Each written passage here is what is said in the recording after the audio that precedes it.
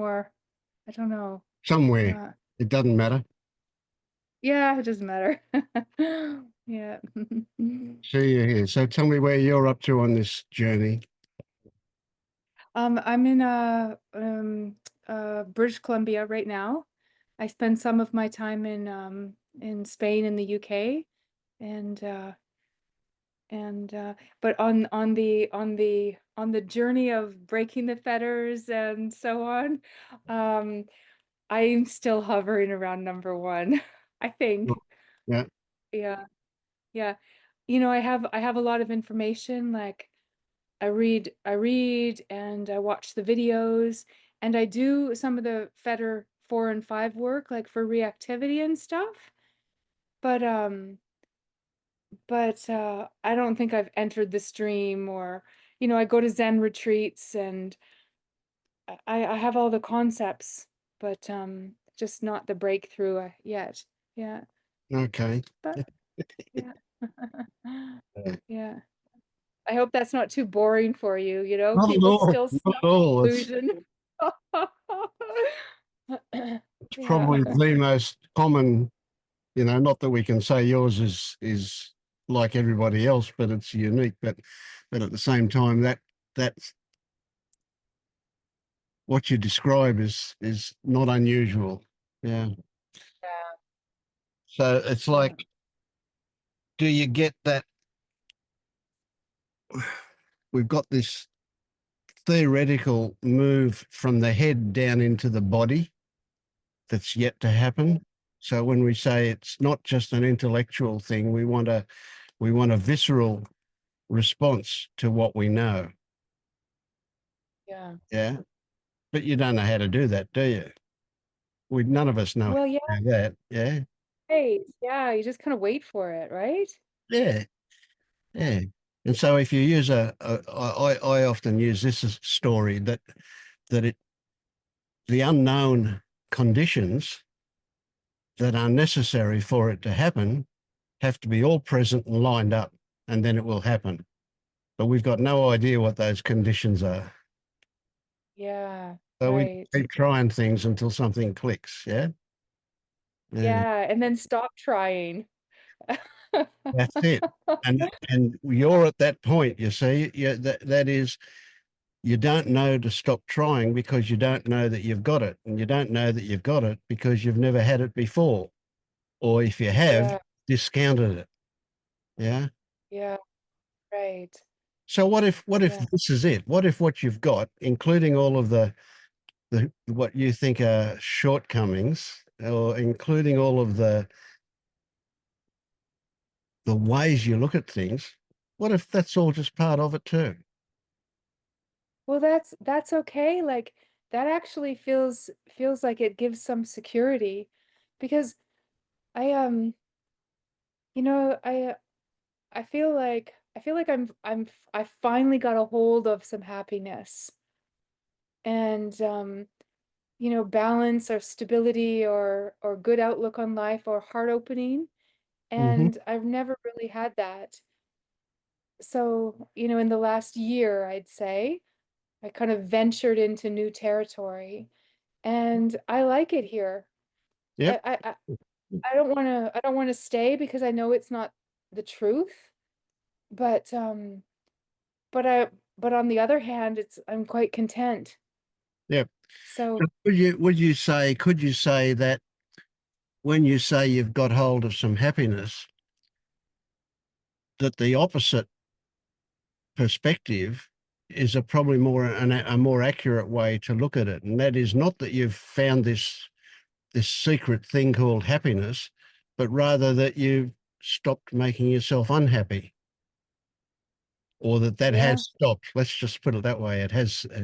It's it's not there like it was, right. and what you're left Yeah, with is happiness. So happiness is not a positive extra that you add to yourself. It's rather something that's always there that just needs to be uncovered or yeah, or not interfered with.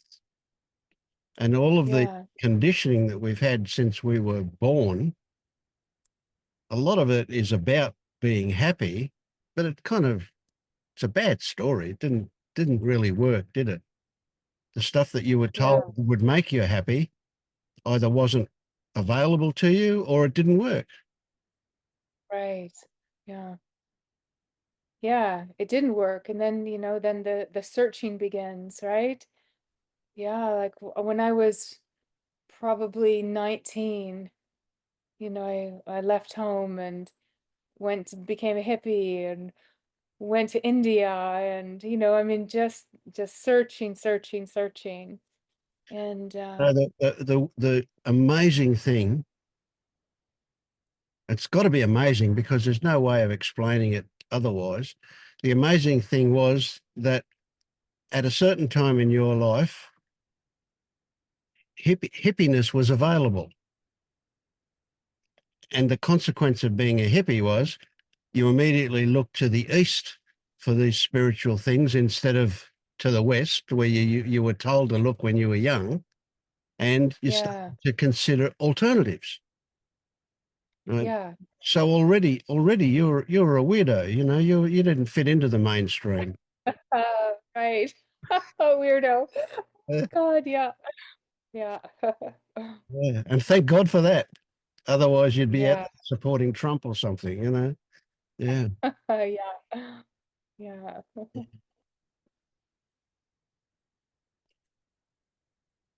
Yeah. There are some things that stick, really stick, that we're taught. Things like effort will bring reward. Hard to get over that one. Effort doesn't bring reward. Effort actually causes the opposite to occur frequently, not always. So, how do you get to where you want to be,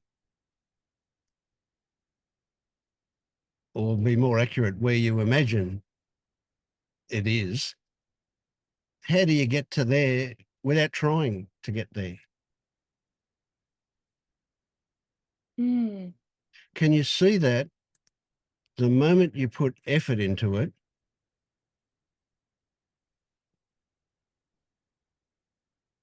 you're bringing to life an implication that you've actually got control, that you can actually do that, that you can be successful if you only try hard enough.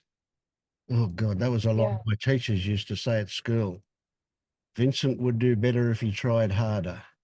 Never failed. Every year on my report card, there was that. Yeah, didn't work. Right. Yeah. Yeah. So Yeah. have you seen that the idea of control,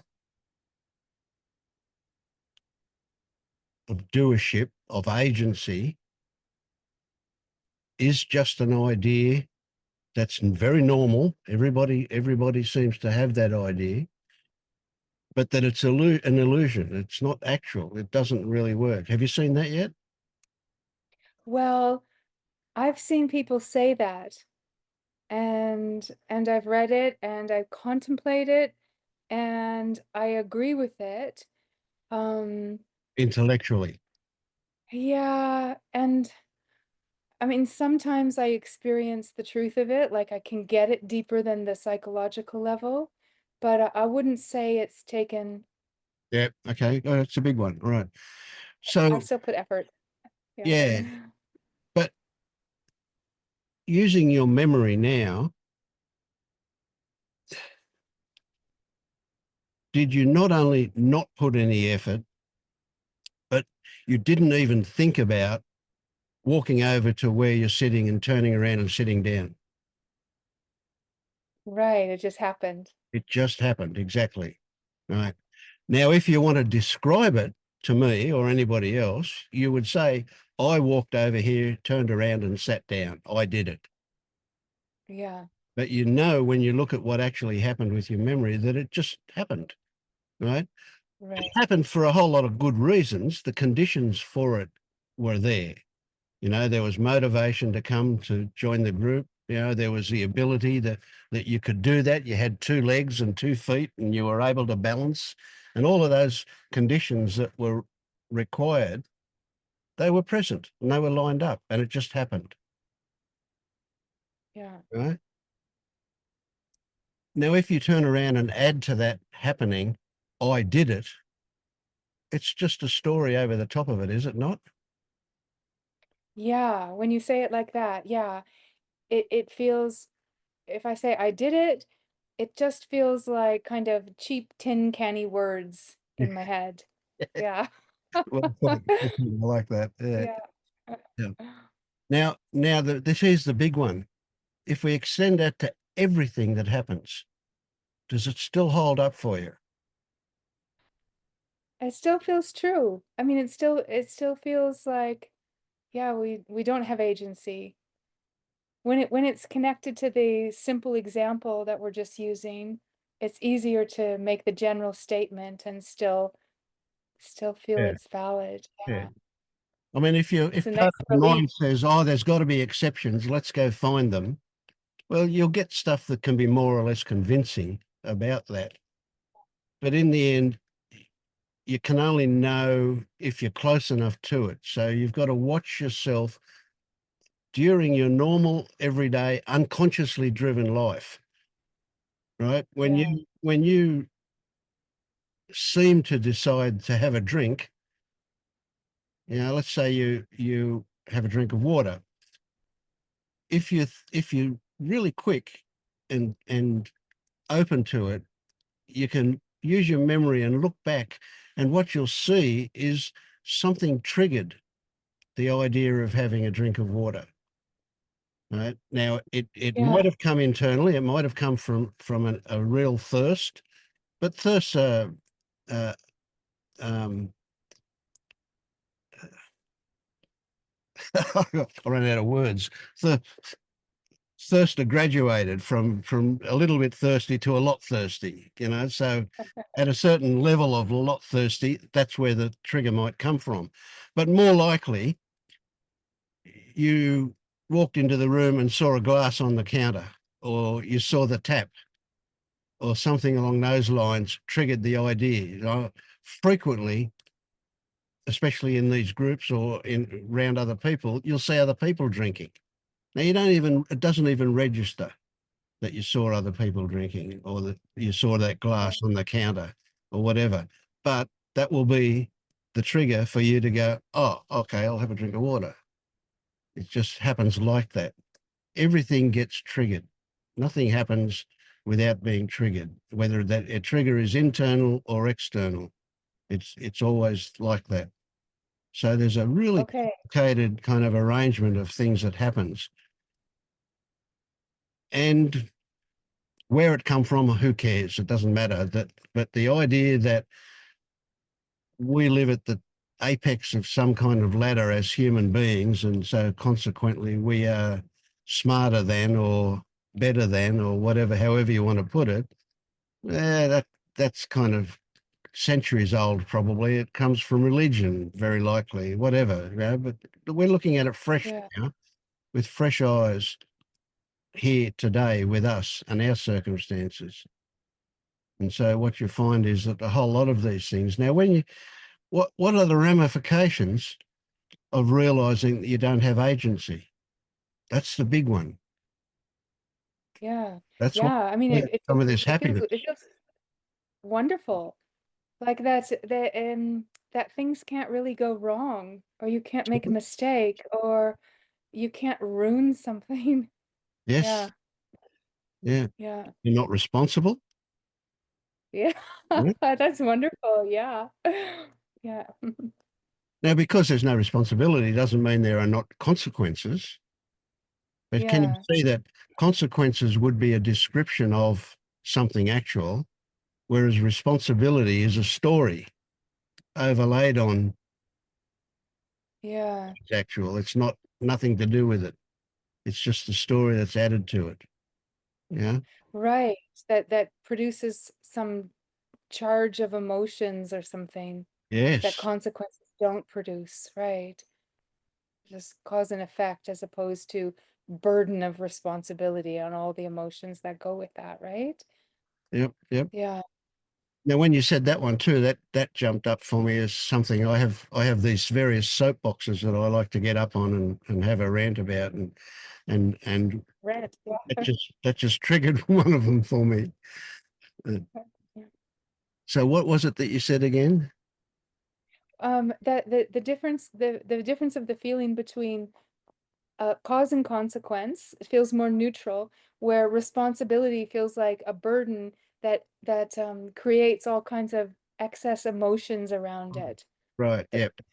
So what's the difference between that cause and effect and what we described a little earlier about all of the conditions necessary line up?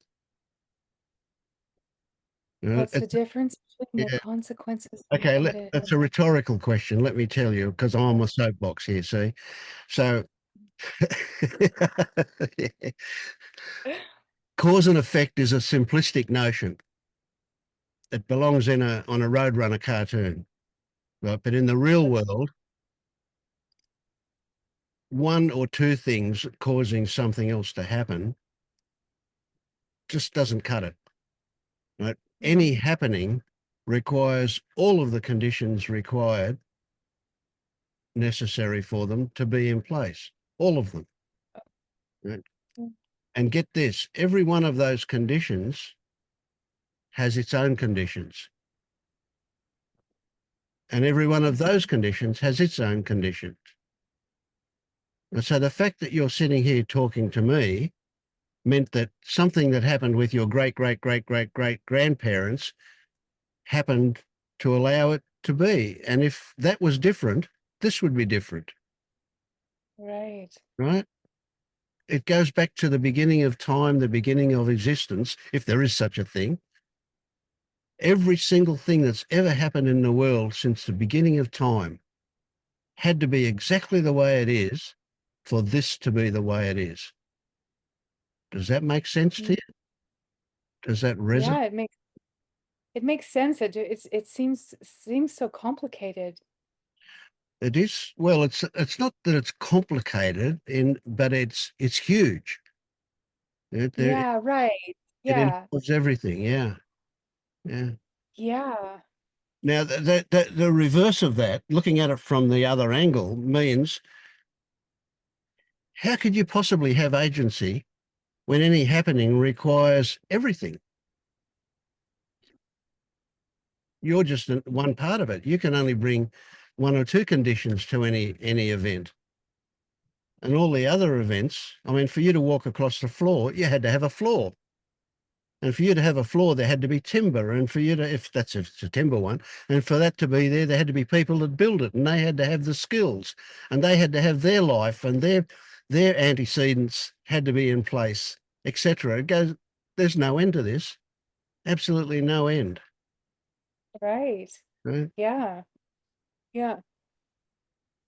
Yeah. So that as you're talking, it feels like it's appropriate or easy just to surrender then. Absolutely. Well, in a weird way, what else can you do? Yeah, right. Yeah. Right. If there's no agency, then Mm, yeah. Or I guess maybe it's more like just letting the mind relax because it can't do anything anyway, so that feels like a surrender, right? yep. Yep. Like So one of put the the things, weapons down.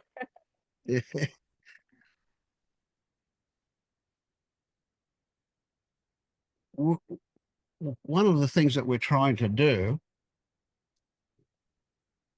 is recognize what is actual. You could call it what is real. I don't like that particularly, but let's say something is real rather than something is just an idea, a concept, a story. And you can see from our conversation so far that certain things are just a story. They don't exist in Yeah, reality. They're not actual. Responsibility is not actual.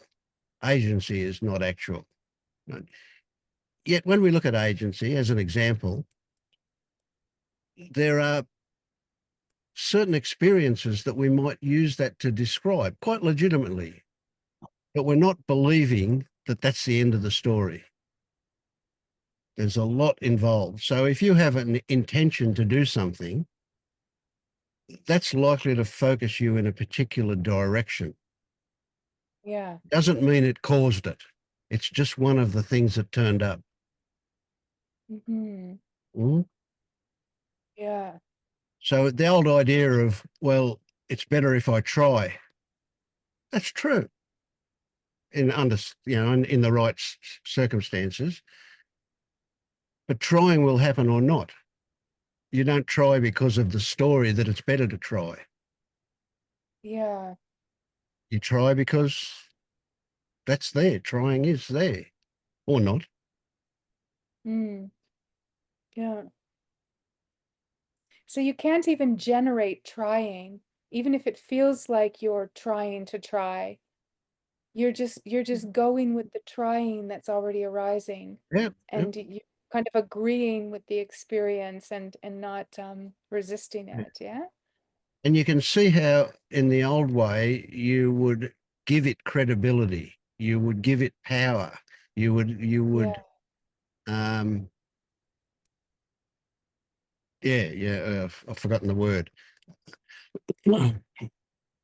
Attribute. You would attribute stuff to a story, whereas in actual fact, there's the story and there's the happening, and the connection is not what we think it is when we attribute one causing the other. Hmm. Yeah. Yeah. So, with along with the idea that everything that's ever happened is involved in what is happening now, the complexity of that, the infinite details involved in that, mean that we can never really get a handle on what's going on at a logical level. There's always bits and pieces that we would miss, no matter how complete we try to be. If we were to write down all of the aspects that were involved in a happening, we could spend a week doing it and we would touch a small part of what was actual in it because everything is involved. So you just got to say, that floor that you walked on, right? You had to be able to walk, and then there's the floor. The floor had to be there. Well, for the floor to be there, there had to be the timber. So the condition for the trees to grow had to be right, had to be the right kind of timber, etc. Then there had to be people that cut them down and saw them up into logs and saw them up into planks and so on. But it just Mhm. goes on and on and on and on forever. So the one way to look at it is it's just a big mystery. I really don't know the details of anything. It is just a mystery. Oh, and when I say that, in that is the Yeah. freedom. Yeah. Yeah. Because it's almost like it would fatigue you too much to even, I mean, to try to collect. So then you can just relax. Yeah. Yeah. Yeah. Yeah.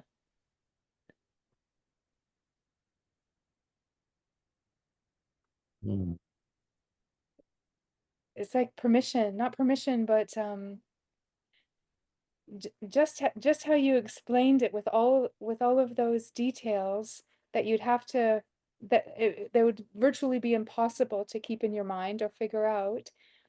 It it kind of frees you up just to be in the moment Hmm. and to, right? Because for the last 6 months, I guess it's probably 9 months now, I've been doing the practicing of just seeing, just hearing, when I think of it, right? When I'm not in my mind, and sometimes I was telling somebody this the other day, sometimes I feel like I'm missing out on things. And one of those things I feel like I'm missing out on is figuring things out, right? The mind analyzing and tweaking and this kind of thing. But when it's all laid out like that, and you really like feel into the fact that it's too complicated, impossible to know, it is a big mystery, so I'm giving into the mystery, then it takes the edge off of, well, maybe I'm actually not missing out. Yeah. And then Yeah. I can surrender into, okay, I'm just going to hear what I hear without thoughts if I Yeah. can.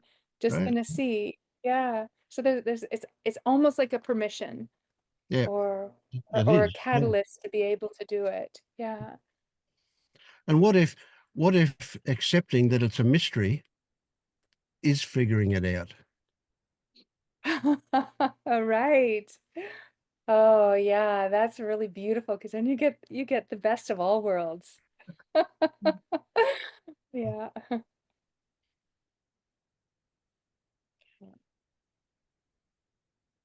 Mm. Okay, look, there's so much stuff to talk about, that and given that we've just met, so rather than bombard you with too much in one go, it'll come, right? But these meetings, Yeah. I mean, there's only three of us here today, so that's kind of good. It's nice and intimate, yeah. So, but just Mhm. essentially, these meetings are really free form, nothing formal. Be relaxed. Okay. Don't put your hand up if you've got something to say. Just jump in. Everybody shares. I want everybody to share. You know. Christine's heard all of these things, so she, yeah, but just be nice and relaxed.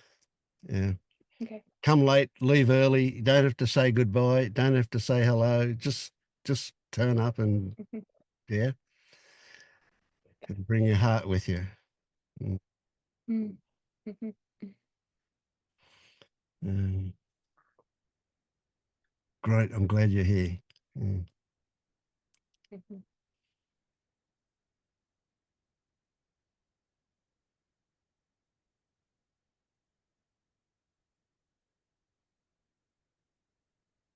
And if we go quiet like we just started to, then that's fine too. There is wonderful stuff in the silence. Yeah.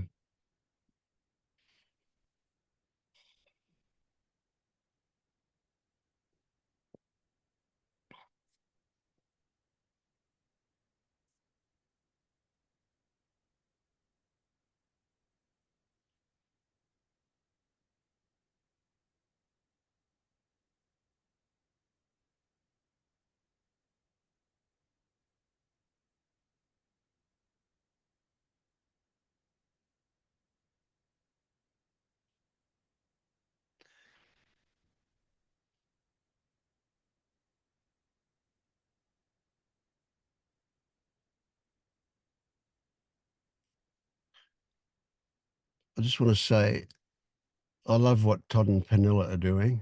I think it's excellent stuff. I like their attitude towards it and so on. But, and there's a big but here, it's really easy to get swamped.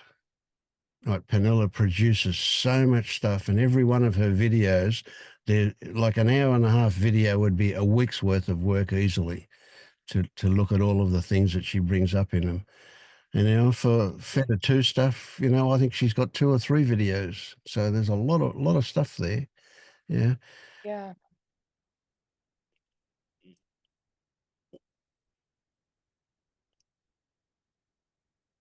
I I would say watching videos, reading books about it, attending meetings, including these meetings, there's a trap in that, and that trap can lock you into being a seeker. So we get Mm. this. There's this transition point where we go from being a seeker to whatever's on the other side of that. We can call it waking up, but it's just that's bullshit. So stream entry you mentioned, I like that one. So, but you entered the stream a long time ago. You entered the stream before you even became a hippie, or around about that time. You did stream Yeah. entry stuff. So the first shift, the Feta One stuff that you're talking about, yeah, that's about recognizing that there's no actual self there running the show. In our few minutes together so far, 29 minutes that we've been together, I already know that you're past that. That's not an issue for you. Right? There's no Okay. running the show. You do, don't you? I think I know it, but I did hear that that they say that you really truly know it when it happens, and if you're not sure, then it probably hasn't. So so I wasn't sure. Right, Yeah. right. Okay, good. That's it's true. It's true and not true, depending on how you look at it. Yes, look, you will know when you know, right? But you also can know and not know you know. And the only difference between knowing and not knowing that you know, and knowing and do knowing, actual knowing that you know, is that one little thing of knowing, whatever that is. So that's not a big deal. That's not a deal breaker at all, by any means. So first thing, they say, kill that one. Okay. Right. Yeah. Yeah. Look, I was a seeker for 45 years before I woke up, and I would say I could attribute most of that time to they say, Mm, right? The point right. where you're going to get, and it's accessible to you now, where you take, I was going to say, you take responsibility. Right? I know Oh. that's an oxymoron, but yeah. So there's a change in attitude is really what we're talking about, and we're a bit limited with words about how to describe it. But the attitude is, I will confirm or refute in my experience what I know, not accept or deny stuff that comes in through my eyes or my ears or my whatever that other people say. Right. So what? Right. See, I Penilla's interviewed me, um, and I forget who, but two others I think have interviewed me, and they asked me, "What's your waking up story?" Man, the waking up story's beautiful, wonderful, and we can really get a high out of relating our waking up story. But that happened to me 14 years ago, and the story would cover maybe 2 days of my life. But they don't ask me about all of the time since then. We don't get to talk about that. And that's when shit Mm, still happens. right. That's when doubts turned up. That's when that's when we start to integrate what's going on. So what you get when you watch the videos on YouTube, etc., is you get all these cutouts of a particular experience, just a particular place in the experience. You don't get the down to earth every day, what's living like on the ground stuff. Right. Yeah. And let me tell you, Yeah. living on the ground awake from the outside doesn't appear that different to living on the ground not awake, depending on how Mm, much suffering's there when you're not awake. But essentially, if you get somebody that's reasonably comfortable, on the outside it doesn't appear any different. But internally, there's a big difference. mm, There's that attitude towards what turns up is really, really different. yeah. But it's not dramatic. It's almost the opposite of dramatic. It's so ordinary that when you try and describe to somebody what it's like being awake, they'll say, you're not awake. That's not awake. Right. It's too subtle It's or too, seemingly boring, yes, right? on the outside. Like you And said, ordinary. yeah. Yeah. So when we start off with all of this, we do a lot of talking about our thoughts. This is a huge one, our thoughts. And we almost create a mythology around that about that those thoughts have power, or that those thoughts have agency, or that those thoughts have a personality, or that whatever. And a really big one is to discover an attitude towards your thoughts that is the same as your attitude towards the breeze when you walk outside and it touches you on the cheek, right? And I really mean that in a descriptive way. So when you walk outside and you experience the breeze, it, sometimes you'll notice it, sometimes you won't. If you do notice it, you'll notice what it feels like. It might have a certain temperature. It might be cool, it might be warm, or it might be neither of those. In which case you probably won't notice it. It might be very lit, soft, or it might be really strong. Again, they're just things that the characteristics of the breeze. But none of those you argue with. You don't go out and argue with the breeze. You don't say you should be cooler, you shouldn't be so strong, you should come from a different direction. You don't. You just accept it, Mm. don't you? You accept it, Right. and that's it. Same thing with your thoughts. They're just there in the same way the breeze is there. They're just to be accepted. They're not to be argued with. You don't believe them or disbelieve them. They're just there, just doing what Mm. thoughts do. But we have been conditioned to think that my thoughts are special. Your thoughts are ordinary, but mine are special. Mm. Or that they have power, right? Yes. Yeah. Yeah. Yeah. So we certainly react to the content of a thought, a story, Mm. but because we react to that, what it's about, doesn't mean that that did it to us. What did it to us is what we believe about that. What did it to us is our connection, our relationship to that thought, to those thoughts. Right. The thought itself could be about anything, but our reaction to it is wholly dependent on what we believe about it. And so Mm. sometimes our reaction is going to reveal to us that we have a belief that we didn't know we had about thought. Mm.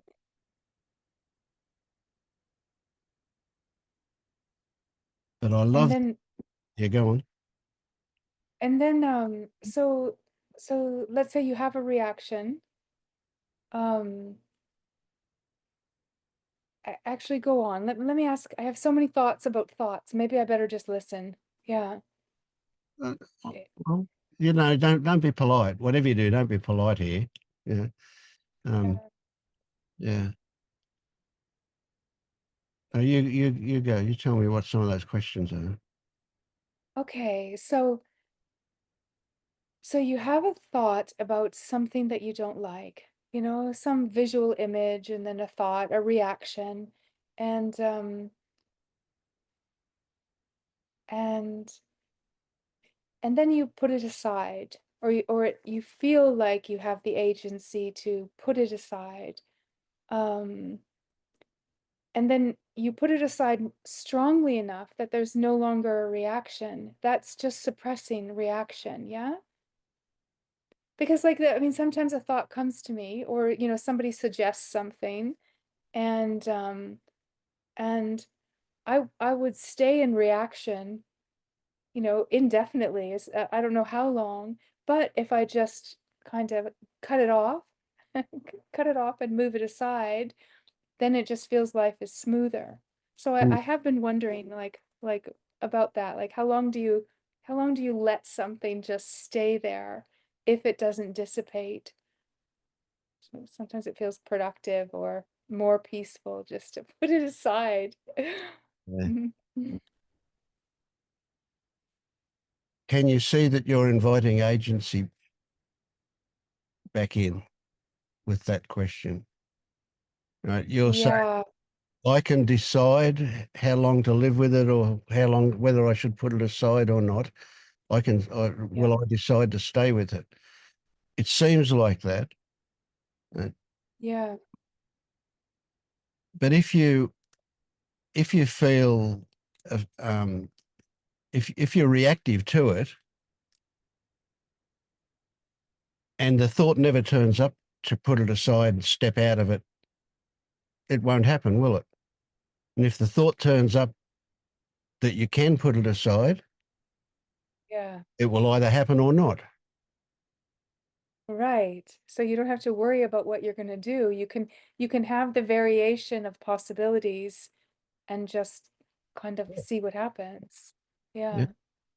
Okay, no, that's nice. Now Yeah, you need to watch yourself, and your words and your thoughts are as words are the yeah, revealing things that will tell you when you're quite without realizing it, inviting one of those illusions to be active again, to be alive, like the illusion of agency in this case.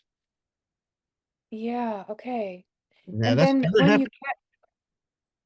you catch yourself doing it, and then you just once again affirm That that, just does it. You don't need to do anything other than catch yourself. When you catch yourself, it'll change. It can't not. yeah, Yeah. okay, Yeah. yeah, yeah, So there are going to be, there's a million of these. There's not just one or two. There's a million of these things that are going to come up. So when you resist something, so when you say, I don't want whatever, fed a five, yeah, do you get that you actually give it solidity when you resist it? When you push against, yeah, I don't want it, you make it more solid. yeah, Yeah. yeah, Now, yeah, here's a little twist to that, but it's a really, really important one. Part of that is the implication that there is a you doing all of this. So you yeah, actually create a self in that action of pushing against, right, of not accepting, of not surrendering. You create a self. It's a mythical self. It's an illusion, but you create it. right.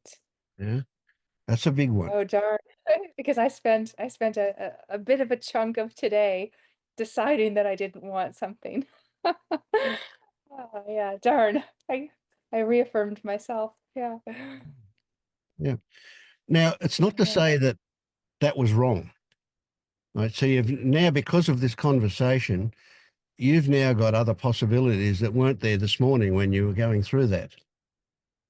And one of Right. those Yeah. things is to go, oh, I don't have to do anything with that. I can see Yeah. that for what it is. Yeah. And it will automatically resolve itself in one way or another. Okay, I have a question about that. I believe that. Yeah, that it will resolve itself one way or another. But that's a belief. Like, what if it doesn't? What if what if circumstances drive you towards what you fundamentally don't want?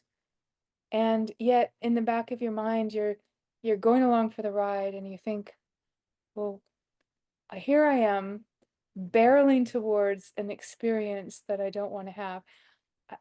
I, I shouldn't even be asking this because I know once again I'm talking myself back into the excitement of having defined thoughts and preferences and that kind of thing. But it is a question that comes up, Yeah. and then And every yeah, question is legitimate, yeah, but no questions have an answer.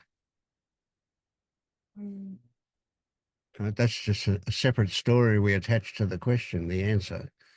Uh, So questions are great. Questions are really valuable. Uh, Looking for an answer is not.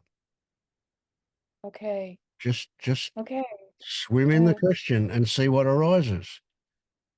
right, okay, yeah. I've never heard that before. Yeah, yeah. So question as much as you want, but Yeah. don't, and just And be and open. and there's you said it yourself earlier, but I'm going to hammer it home for you. There is no possibility of anything being wrong. Yeah, Right and wrong is just a story. okay, So no matter what turns up for you, it's right, yeah, even if it's okay, also wrong, kind of thing. You know what I mean? right. Yeah. Oh, that's so terrifying. Mm, it does. It does. Yeah. See, so Yeah. the idea of there being no control doesn't mean that the opposite is true. If there's no control, that doesn't mean that everything's or anything is out of control. Because you can see in our language, out of control has a different meaning. Yeah. Yeah, Yeah. Chaos, disorder, yeah, destruction, yeah. things breaking down. Yeah. Yeah. Negativity or perceived. Yeah. Mm.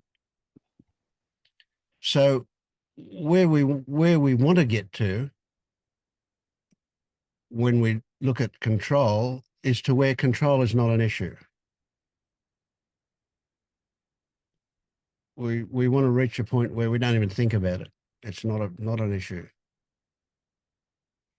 And so do you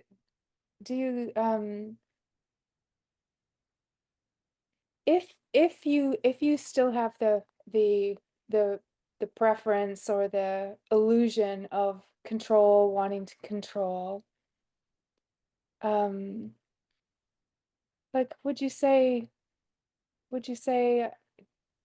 I trust, I surrender? Like would you say things like that to kind of at least dial down the resistance so that you can see it's all an illusion? You know what I mean? I feel like No. I need a No. bridge. Yeah, Yeah. yeah. I get what you're saying. No, no, wrong road.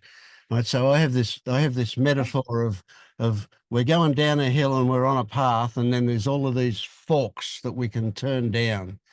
Right. And that's a wrong fork to go down. And in my mind, Okay. Because it alleviates anxiety if you can yeah, say like yeah. the universe is worthy of trust. I can trust it. Good story. Good story. Yeah, yeah. Okay. I get what you're saying. Um,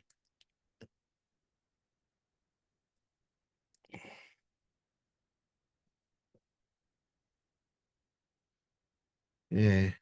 You have to bear with me, because I don't know whether I've got dementia happening or whether it's relating to this stuff or what it is, but I've amazingly frequently forget what I'm going to say halfway through saying it. So if I go blank, yeah, that's probably what's happened. But that's Okay. okay. It happens. Yeah. Yeah. But I told you that because I forgot what I was going to say to you about that. Yeah.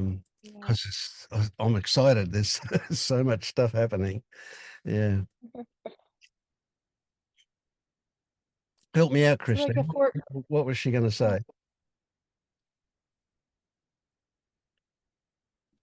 Well, she was talking about well, she can tell you this too, but just the uh, idea of, um, yeah, like acting as if, sort of having the illusion that we have the agency or, the ability to say, to think that we're doing something by accepting or surrendering or, Yes, got it. Yeah, yeah, yeah. yeah. And I Yeah. completely, yeah, because it feels like it's true. Like you can do that. yeah, right. Yeah. It feels like it alleviates something in the moment. You know, if you're escalating or getting, allowing Yeah. fear or allowing the layers of thoughts, and then you have a magic tool that says, well, the universe is loving, so I can trust it. And then, right? Then the anxiety goes down. But then you say that's the uh fork in the Yeah. road, wrong path. Yeah. Yeah, Mhm. yep, yep, yep. And the reason that I say that, it comes back to me now. The reason that I say that is because you're just reinforcing, you're just using another story to bypass what is actually going on. Okay. No, now the Yeah. implication can be that bypassing is bad. Well, it's true. We don't want it to happen, but if it happens, it happens. So it's neither bad nor good. It's just happened.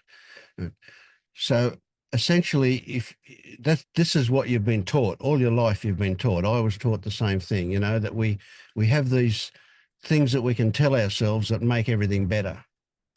Well, it's an Yeah. way in a story to change how we feel. Right now, if Right. that happens, that happens. But where we're headed here, for a moment, for a while, until we get freed of that kind of stuff, then we can bring it back in. But until we get freed of it, we've got to be very, very wary of it. Well, see, and I don't like saying that because it kind of makes it sound wrong again. Uh, all right, let's put it this way. I'll offer you an alternative, right? To the implication that you said was, this has made me feel not good, and that story should make me feel good again. Right? That's what So, it feels like. yes, Yeah. so you can see again that there's that idea of agency involved in it, right? That I can do this, even Yeah. though you've had experience where it's worked to a degree or not, Yeah. Yeah. What we're because we're in the fire here, we don't want to jump out of the fire and get comfortable. That's what that story would do if it worked for you, right? But those Okay. those things don't Yeah. work that well, and sometimes they work for a while and then not, but whatever. But what we want to do is we want to use what turns up to direct us into something more profound. Okay. I got it. Yeah. I mean, I get it. I get it. Yeah, that makes sense. Yeah. Rather than whitewashing over Yeah. So it within whatever the network. whatever you want alleviated is where the juice is for you. Right. Okay. Yeah. Yeah.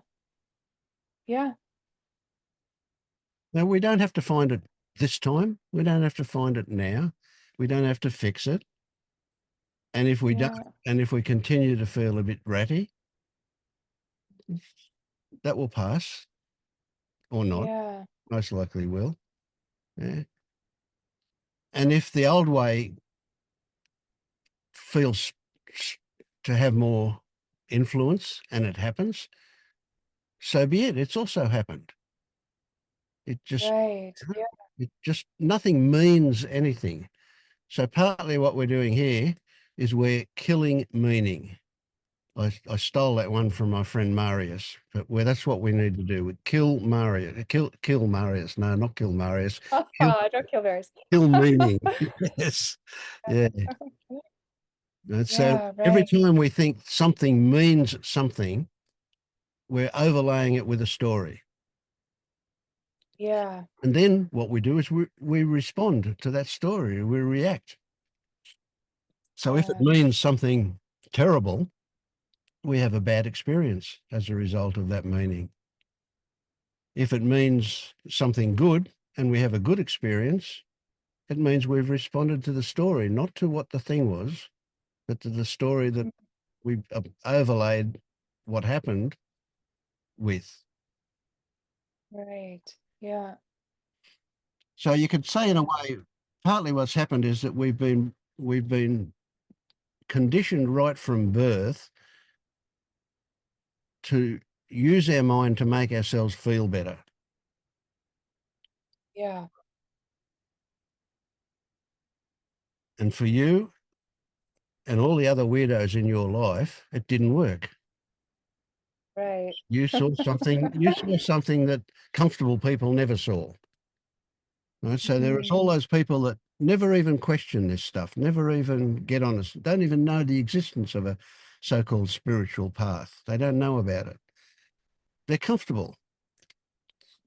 Their stories work for them. Yeah. But then none of them are that comfortable all the time, are they? But anyway, but Right. that's what they think the best they've got to deal with. And so they do that. Mhm. Whereas we're looking for something, how can I put it, deeper. We're looking to kind of clean out the cesspit down underneath. Yeah. Yeah.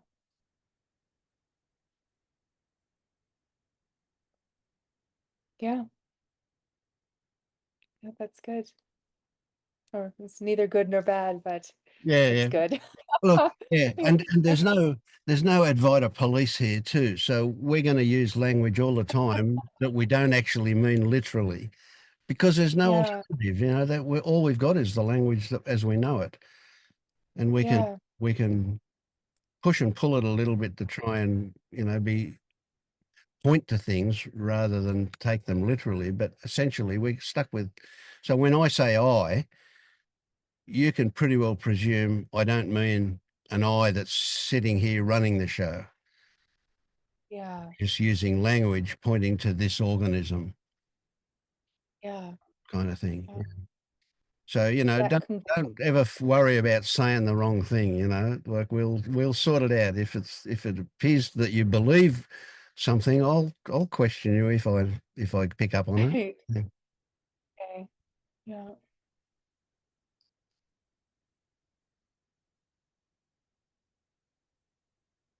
So no, I don't have any official stages. I've never drawn a map, so to speak, but I would say you're at a place of integration, right? So you a lot of what you already know just needs to kind of filter down into your actual experiences. Yeah. So I'm not flipping in and out of it. Mm, Right.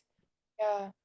Yeah. It feels a little bit unstable now. I mean, in terms of the perception, right?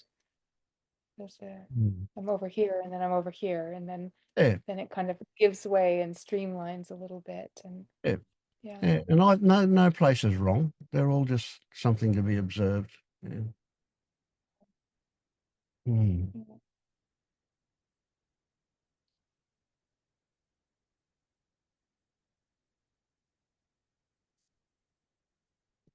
I just saw Christine have a drink. Mineral water. Not boozing it up tonight. Or ever anymore. Mine's not even mineral water, it's just lightly sparkling water. Mhm.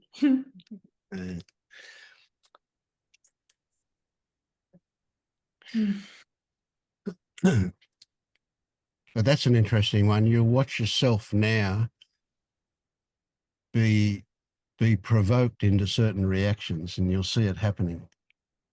In the beginning, you'll see it happening in memory, but you'll get to the point where you're quick enough to watch it happening in real time. Like you mean the example of the water? Yeah, Christine drank the water and then you realize you can feel your trigger and then you respond. So yeah. you're noticing the whole thing on yeah. Yeah. And that's to everything. The clock has got a big one for most people. You watch the clock will trigger all sorts of things. It's time to go to bed. It's time for lunch. It's time for whatever. Yeah. Yeah. Yeah. Yeah.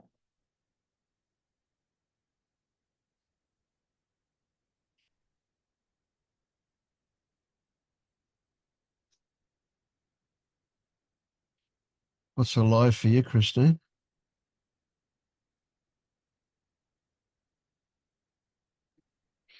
Hmm. Lots of pretending I have agency. The past few days. uh yeah, I don't know. I mean, there seems like there's all this worrying about, what's happening, what's gonna happen, is anything gonna happen?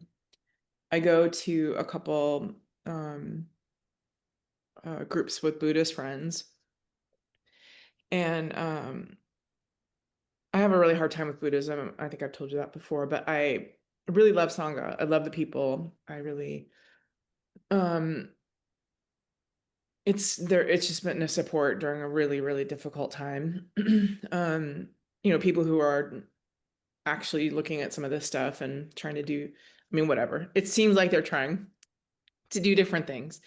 Anyway, so we are reading this book, and in the book it talks a lot about practices and different things you can do, and I just have a lot of people in my life who've had really profound experiences in meditation and in Buddhism that I have never had.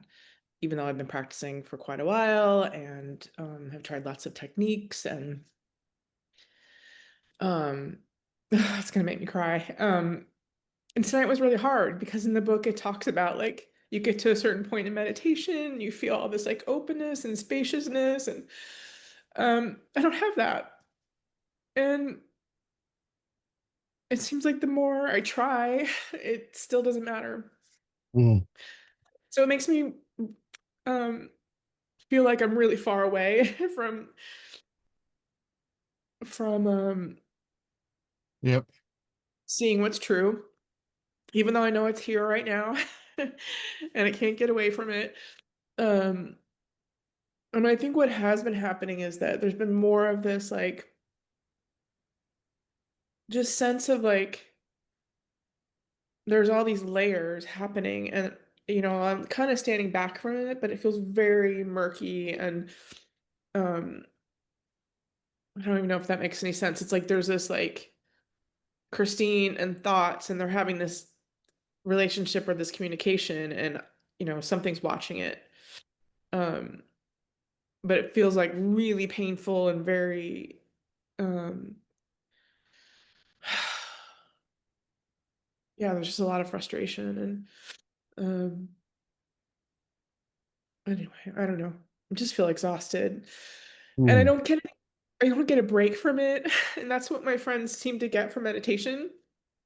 And I don't get that. Like, and I still do it because I really Need to value these relationships, and I want to like have some sense of something else, and I keep hoping that that will happen. Um, and as you've said, like it's all exactly how it's supposed to be. Um, yeah, that just doesn't feel true. Like I I get that. Yeah. So different. what's different between you and your friends that report having a shift? Well, they don't report having a shift. They report that they have, just less suffering. They feel like they have this sense of peace because they feel connected to something. They have experiences in meditation that are seems like transformative in a way, but they don't see it as like no self or whatever. Mhm. Yeah, I Describe didn't it that. mean shift in that. I said in their experience, right? Yeah. So what you said to me was you don't quite get about Buddhism, or you don't quite Well, I feel get it, with it. but Yeah, I don't, there's something. I don't Well, know. you don't have to Yeah. define it, but there's something that's a bit right. I Not. mean, it's like so complicated, and it's so there's like, there's a million books, and there's all the teachings, and there's the lists, and there's all this Yeah. stuff. And when I came across it, I was in such deep suffering that like I didn't want anything else in my mind. Like I just wanted to feel better. And so I felt a lot of resistance to that because a lot of people go that seem to land in Buddhism are very intelligent people, and there's a lot of you can intellectualize it until all day long. Um, so that's the beginning of when I was resistant to it. I don't like the dogma either, and that's not always part of it. I mean, there are lots of people who, just meditate, or I mean, there's a lot of beauty in the stories of the Buddha and his life, and like he did what he did to try and help people stop suffering. So that's beautiful. Um, anyway, so I think it's just the Isn't it work complexity. for you? That's what I'm asking you. Yeah. And so when I stumbled into non-duality, I was like, oh my God, this is it. It was like this sense of like, it's so simple. Like it's so simple. It's not, and that's kind of how I felt about how I wanted to feel about meditation was like just this sense of peace, and simplicity about it that I don't get. So I also can see that, when I'm meditating, it's like, and even the things that they're experiencing something, it's an experience, like they're not um yeah, it's still a person seemingly doing something that's creating this experience. So there's something about that too, where I feel like, I can see, I can see Christine, going through the motions of this, whatever, um, practice. And I can also see like the frustration or like that it's this activity that's happening. Um, but like it's like there's something else watching all that too. Like there's some, it's like it's all within the container, that whole thing, I don't even know if this makes any sense. Yeah, yeah, okay. So I can see that that's not like the ticket to freedom, like doing a practice or meditating to have some experience. Like I also kind of get the sense that that's not what I'm looking for either. Um, yeah, I don't know if that makes any sense, but it's just really been, it's hard because again, like a lot of my, So would it be in that area where you see it differently to those other people? yeah, yeah. Yeah. And sometimes I try to have conversations. I mean, there is one person that I know who actually he went through LU and had a shift, and he's still integrating, and it's very messy, but it kind of got there through meditation initially, it seems like, and then he started looking, and then it just kind of happened. Mm. Um, but everybody else is just, you know, kind of in regular human suffering, and they Mm. have these moments of peace through meditation that help them weather the rest of life. Um, yeah, and like quite a few of them that have found a lot of peace and comfort in that, and it seemingly created a framework for life, for them. I mean, some of them very much like in a spiritual identity, type thing where Yeah. uh, yeah, So they've just, here's a big one. Here's a really, really big one. See, maybe we've spoiled things for you with that, or maybe that was already, I don't know. But yeah.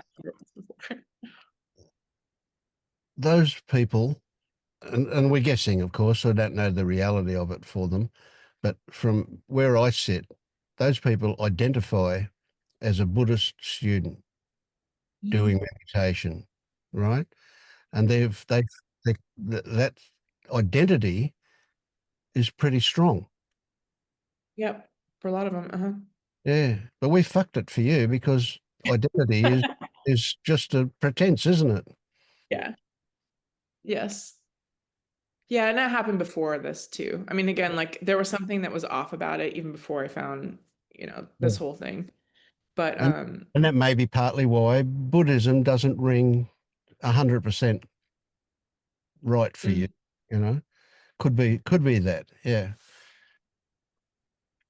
So Yeah, no, I can't unknow what I know, so then I can't pretend that it's that what I'm looking for I'll find in meditation, but I also want this kind of like, I mean, this book that I'm reading is written by this guy, Rob Burbia, and he's very much like a no self guy. Like he's writes a lot about Buddhism, but it's definitely he passed away, but like he, was very much about like trying to guide people to that. And not just meditate to, feel a little bit better in the day-to-day life. It's like you can't mm, really feel better until you get to this. yeah, yeah, But it's definitely heavily about like practices and kind of like um and lots of teachers do this too, even in non-duality, where like meditation is the ticket to that, or is the place that you go to, build the foundation for that. So that's kind of what my fear has been, is like I can't seem to do that. It doesn't work here. yeah. And so the fear is that I'm not building the foundation. It's never gonna happen. I mean, like I'm not able to do the things that need to happen in order for that to all come together. Mm. Um, It's just the way it is for you. Yeah, it's just yours. So part of my story was there was a point during my seeking years where I discovered Vipassana meditation. And that sounded like a good one to me, by golly. And I embrace that. You know, I went to so many 10-day retreats, Oh God, right? the Goenka stuff. Go anchor one, yes. And then I did Yeah. 20-day retreats. I did about 3 20-day retreats. And it was at the end of one of those that I was sitting talking to a bloke who was way more obsessive than I was. He went to every single retreat that was on and had been doing it for years. He was a meditator supreme, right? And I asked him, I said, where's all the awakened ones? Uh-huh. And he said, oh, maybe next lifetime. Yeah. Yeah. That just killed it for me. I gave up Vipassana after that. Really. It's not, so meditation didn't do it for me either. Mhm. Yeah. Yet I acknowledge meditation, yoga, I love eating, yoga. eating and shitting all have a place in it. So, you know, yeah, meditation can be good. Yoga's a kind of a meditation. That's a good one. I like yoga because it's body awareness stuff. And Mhm. meditation, I mean, wow, we say meditation. I could probably write down 30 different flavors of meditation. You know, Mhm. whether you've got a mantra and you're chanting, or whether you're watching your breath, or whether you're doing the the body awareness stuff, you know, whatever. They're all just versions of it, aren't they? But essentially, they're a focusing inwards. Right Mhm. now, if we get to focus on what appears without judgment, without opinion, without applying meaning to it, we're in a good place. But most people are going to focus inwards and just affirm what they already believe. So things aren't going to shift that much. They'll have a good experience when just because they're sitting and being calm and breathing slower and so on and so on. They'll have a good experience and they'll say, "Ah, that's meditation." It's not meditation. It's what they were doing. Yeah. Mhm. Yeah, I mean, what I find myself doing often is just inquiries happening, or I am like, looking at, like what's happening, what's here. Um, so that's I mean, I've tried lots of things, mantra and, the breath and all that Yeah. kind of Yeah. stuff and meta. Yeah. And so a little bit of that will happen, but then it seems like it shifts to something else. Yeah. Um, That's right. That's fine. It's just like putting clothes on when you get out of bed. You know, you just do that kind of thing, and it has a nice effect. Yeah. yeah, I don't know. Can you get that if we step back to an almost a metaphysical level, can you get that everything that you're going through is exactly what you need to go through to get wherever we're going, whatever, Thank wherever that is? you Yeah. to say that. I know. Because it's yours personally, you know, it comes out of you, it comes out of your involvement in the, the, the infinity that's the world. But because it's yours and because it's what comes out of you, it's relevant to you. Mhm. And that's why I can say, even though it's a logical conclusion, I can say it's got to be right. It's got to be exactly what you need, what comes up for you. And it will until it's not needed anymore. Mhm. So the thing is, it's trying to show you something, Mhm. and it's not something that the mind is going to get a handle on. That's a key point. That's a trick that we what we need to do when we look, when we investigate, when we do inquiry, always is what's happening in the body. Mhm. Mhm. You know, the rest of it's just junk. The idea that, you know, that means something. Right. Right. Yeah, I always forget that. Well, and Yeah, it's it's funny because a good there are one. definitely times when I can sort of see, Mm, mm. seems like, I don't know if it's true, but like seems like I can see kind of just the mental activity happening, like, and it's not me. It's like it's just happening. Yeah. And I can like, yeah, it's like I sense the frustration or whatever, but it's not actually happening to me. Um, but it is. It's like there's all this like I don't even know how to explain it. Mm. Uh, but it doesn't feel like I don't know. I mean, I've described some of the stuff that's happened, over the past couple months, and so I definitely can see that there is some shifting going on or whatever. Something, things have been changing, but Right. yeah, there's You some. you used the word integration about that other bloke, but do you see that it's also that's what's happening for you?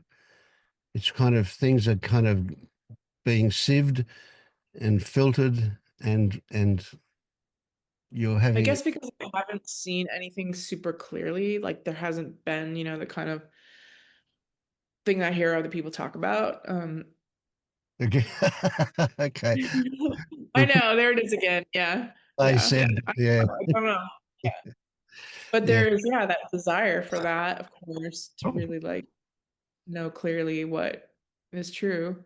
So But I also see that I do on some level. There's something that knows some, but it feels very intellectual. It feels very much like I understand it, but I don't feel like I'm really experiencing it. But that's also not true because I have had some, whatever. yeah, yeah, and it's an interesting one too. I frequently get this. Oh, look, I've only got it intellectually. I haven't got it completely. Is does that mean viscerally? I don't know. Um, look, you can't have one without the other. Right, right. Now, don't get me wrong. I'm not saying that you're going to have a clear mental understanding, Mhm. but but these things that you think are only intellectual also will affect other things in Mhm. your life. Yeah,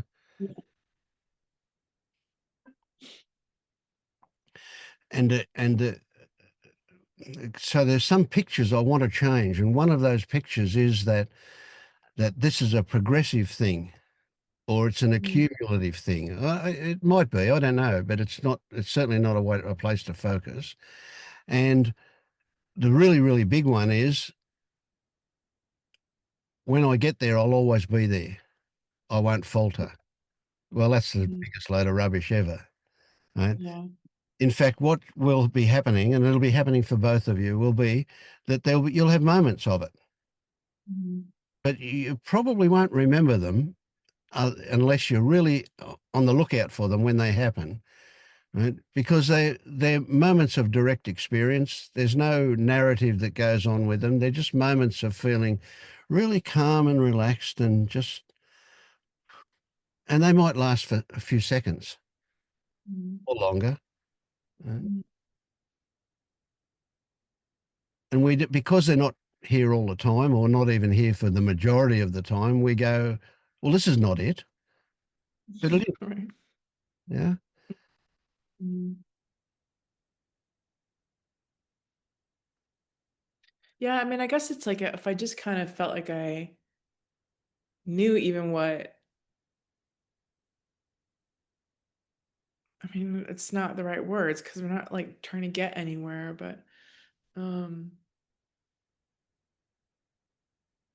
hmm, I don't know. So I if mean, I that, guess when I think about my friend who had a shift, it's he he can't unsee it. He can't not know. So even though he does still kind of like come in and out or whatever, um, and I guess when I think about the idea of, there's stuff to or progression or whatever, is that it seems like there's been all of this like shadow work and stuff, like all this stuff just coming up and working through all, like layers and layers of shit that I didn't even know was, didn't even mm, know it was there. And then it definitely feels like a never ending, a bottomless pit, where yeah, like there's so much stuff. I mean, what Charmaine was talking about too is really relevant because it's just all of these feelings of regret and, stuff from the past that just keeps coming up that like, even though I know like what you talked about, which is that all these conditions have to be, and it's good to remember that and be reminded. Because yeah, it definitely does feel like, oh, I wish I wouldn't have done that, or I wish I wouldn't have made that choice, or I wish I wouldn't have, Mm. I can see that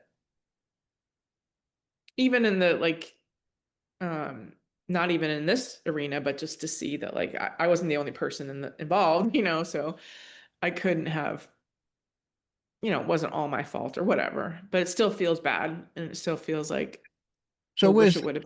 where's the logic that it's done and finished and in the past and can't be changed for that reason because it's finished? Mhm. Right. Yet you're still responding to it like it's happening now. No, Crazy, eh? it's completely crazy. You know what an appropriate response to that is? What? Laughter. Hilarious laughter. That's crazy. That's absolutely crazy. Uh, Right? We're not judging it. There it is. But it's crazy, isn't it? so much though. Like, why does it feel so bad to like, yeah, like to think of these things that, and I know that it's not even solid or real. Like, I know that Yeah. what, when it comes up now, like it is now, it's being recreated and it's Yeah. a version of who knows what actually happened, or, Okay. even that's. Isn't that great? Here we go. There's really, really good that stuff that you know is finished, stuff that you know has no relationship to now. Oh, does it? Yeah, I'm still feeling something. So there is still some connection Charge, yeah. somewhere. There's some belief I've got about Mhm. that that brings it into the present or that brings this experience. It's not the old stuff coming in. This is a new experience, but it's happening in the now relating to that old stuff, Mhm. right? Now we know it's not about the old stuff because that's finished. What it's Mhm. about is you. You have a certain story about Christine Mhm. that is keeping or rather Feeling. creating this unpleasant feeling you're getting out of it. Mhm. And so is it not just interesting that it's there, that it's ridiculous in itself, but the fact that there's still a hook into it Mhm. is revealing. Isn't it fantastic? You've been shown. Here you Yeah. go. Wow, we've got something to work with. Let's go. Yeah. Right. So Oh, all of well, this we could. stuff, no matter how negative it is, Mhm. at a certain perspective, a certain logical conclusion about it is, it's trying to look after you. It's trying to Mhm. do the best for you. You're not gonna hurt yourself for the sake of hurting yourself. You hurt yourself because that's better than the hurt that could be done that you imagine or whatever. Yeah. Right. Right.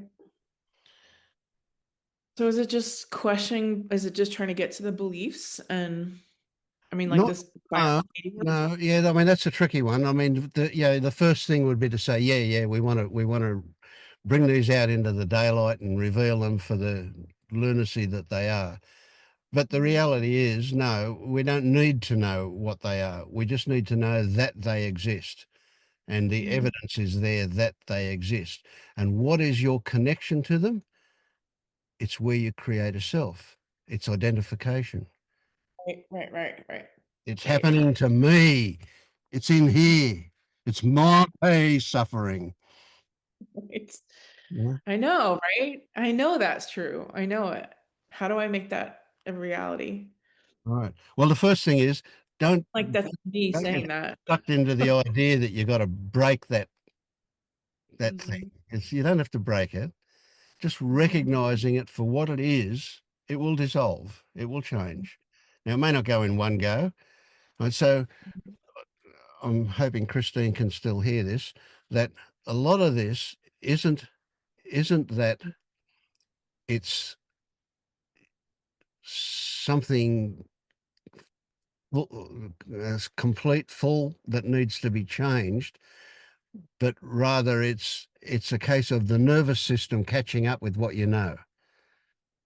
So the nervous system has had, you know, what, 50 years of training or something, and consequently it's very set in its ways. And even though we're ahead of it with our mind, we know that there is no self, we'll still feel like there's a self. Why? Because the nervous system was trained that way. And so we're in a sense, a lot of what's happening is that we're simply waiting for the nervous system to catch up with what we know. Okay. Did you get that one, Christine? You Charmaine? Charmaine, what's up, Christine? I knew what you meant. Yeah. Yeah. Yeah, that's the nervous system catching up to what we know to be true. And you can But call it so vibration. That's anyway, the word. Sorry. no, it's okay. And that's just an unfolding, and there's nothing that, like I Nothing can to be do. done.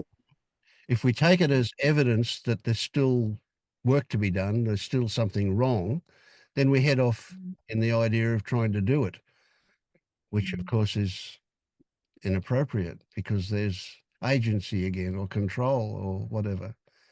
Yeah. Yeah, I mean, this work I've been doing with Alona is this, she calls it deep looking. And, I kind of feel like it feels a little counterproductive at times because it's definitely feels like it's like another practice, a doing, a looking, but like who's looking, and Yeah. kind of Yeah. trying to dig into this like emotional stuff. And, um, but yeah, so yeah, I think that, what you just said, it's like, again, like something recognizing that, it's just, connected to, yeah, the self being created again and again and again. So the good thing with the deep looking that Ilona does, it does invite stuff to reveal itself. Mhm. It's not important that it does in my mind. I'm not sure how Alona feels about that, but I mean, there's definitely a sense of completion if we can reveal something and recognize it for inappropriate uh, existence and leave it behind. That's great. There's a feeling that happens with that. And I used to think that that was definitely the way to go. We have to get all of those shadows out in the light and get rid of them. But now I don't think so. No, there's one thing, there's just one thing that connects you to that, and that is your identification, the idea that they belong to you, those things. And so, whatever your childhood experience, you can see it as somebody else in another time. It can have no more effect on you or no less effect on you than watching a movie about Mhm. something that you can relate to, Mhm. in a sense. But until you recognize that you're hanging on, that there's identification there, it tends to stay around. But Mhm. as soon as you can recognize that A, something is there, and B, there is this hook called identification into it, and for that identification to work, guess what? We actually create a self. We Mhm. we make it. We make something out of nothing. We bring one into existence to be the owner of that Mhm. stuff.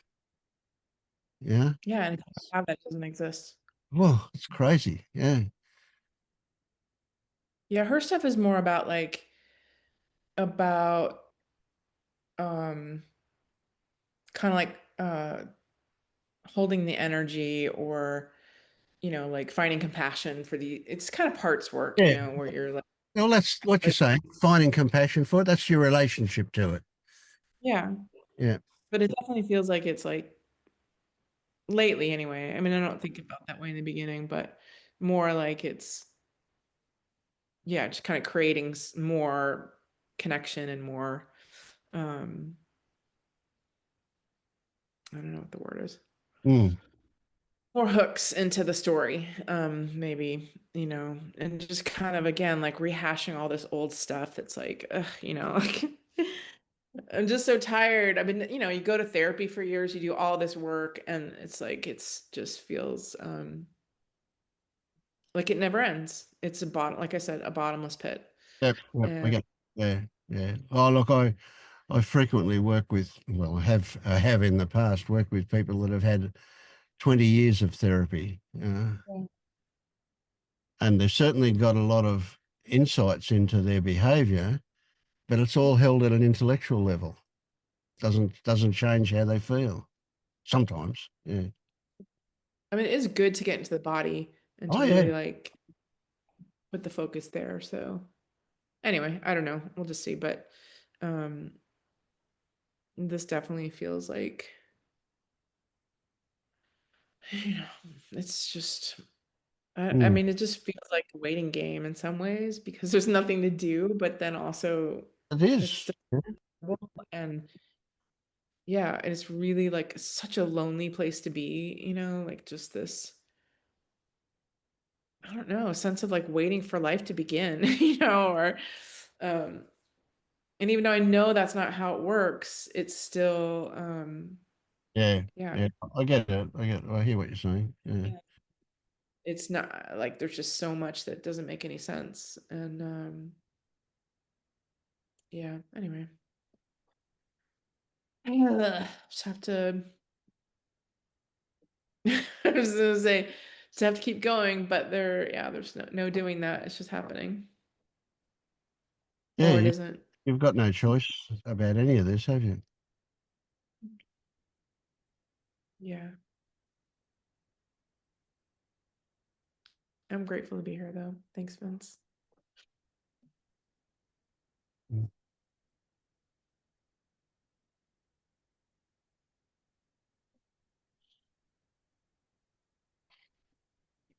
When you said waiting, I thought of patience. Mm-hmm. But there's a, and what came to mind here was a rather interesting look at those things, and that is, oh, what's the difference between patience and waiting? Well, maybe patience is there's less judgment because waiting is like um yeah, impatiently waiting most of the time. Mm. And I was thinking in terms of if we're waiting, there can be just waiting because it's a verb, right? So there is this waiting, and there's certain feelings that go along with waiting, and it's not imperative, but it's very likely that we're waiting for something, right? Even if we don't know exactly what that is we're waiting for. But patience kind of is a bit more open ended, isn't it? Patience, there might still be a flavor of something that we're being patient about, but essentially being patient is a inner directed feeling that we're talking about. Well, waiting is too, yeah. So it's a bit hard to differentiate between them, but yeah, they have a different flavour. Yeah. Um, but one thing that's common with both of those that is rather interesting that we might miss is that what's actually happening if I'm being patient or if I'm waiting, and that is that I'm rooted in the now. Mm. Even if I'm waiting and my I can have my mind going forward to whatever I'm waiting for, but when I look back at waiting itself, that's here. It's in this organism. Mm.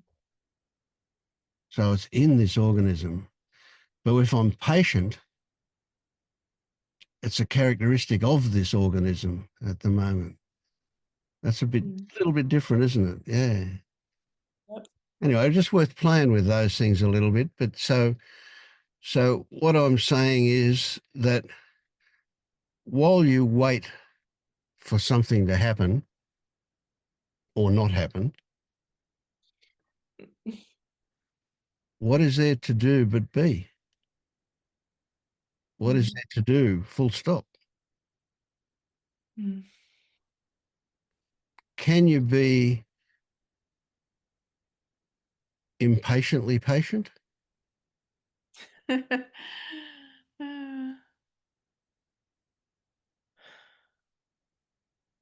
don't know.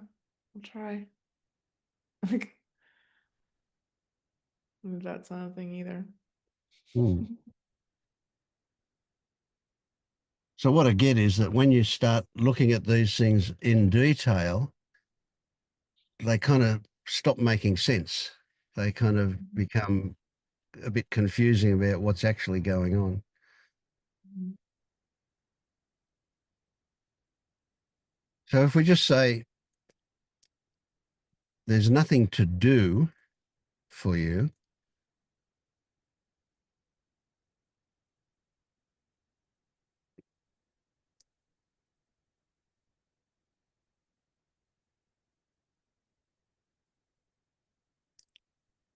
what might be a response to that? What might be a response to recognizing that any kind of doing is futile, including doing, not doing? That's just as futile. That what's left? It's like there's nothing you can do or not do. If we take those two things away, you're just here. Mm. So, uh, going back to the meditation question, so that's a doing, and you don't think, I mean, so when you stopped meditating, what did you do? What happened? Did you, Meditating.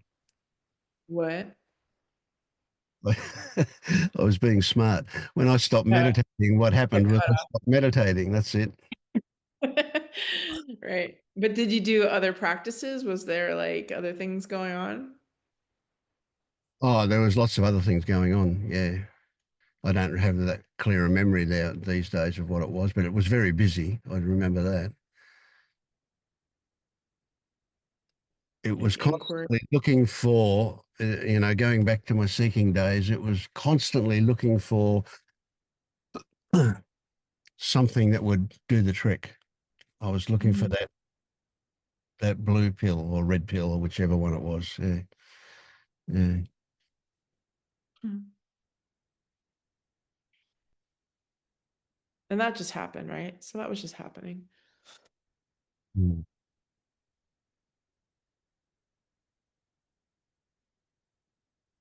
Huh. So I would say, no, I would expect from what you've told me so far that you'll go back and meditate again, just because you enjoy the being with good people. Yeah. Whatever version of that, you'll enjoy that. So what I would suggest that you do is that you do it differently. So I don't Mhm. even know how you were doing the meditation before. Maybe just like accepting that it's, or just being okay with it being just like relaxing, or just, you know, being with people and not feeling so worried about how, what the experience is, or, whatever. Mm. To just be there, and like if inquiry is happening, or, you know, if it's just about, some of the things you've talked about, like the body stuff. And um I think that's what I want to do, because I think sometimes, I mean, there's definitely this sense of, there's a right way and a wrong way to do it, and if you're not doing it the right way, the feeling I have is that if I was doing it the right way, I'd have the experiences that other people are having. Even Mm. though, again, like you know been trying lots of different things and have had training and done stuff, but it's, Yeah, yeah. So yeah. what about this as a bit of a side one? Your idea of what other people's experiences are is your idea, and Yeah. you got it from their interpretation of their experience. So Yeah. they told a story, you heard a story. You heard a different one to the one they told, because that's the way things work. And so Right. consequently, what you've got is your interpretation of what you're missing out on, which in reality is probably not true. It's just a version of. Right. So you don't know. Well, Yeah. story that like, you can't awaken without it, or that yeah, I'm not going to get there without it, without mastering it, or Yeah. feel Yeah. you when So you look, do it. I have this story here that doesn't have much strength these days, but it's still a story that, look, I don't really know what this enlightenment thing is. Is enlightenment something beyond where I see myself? Where Yeah. is there such a Realization, thing whatever you as want to call it. fully awake, totally enlightened, right? And are those people going to be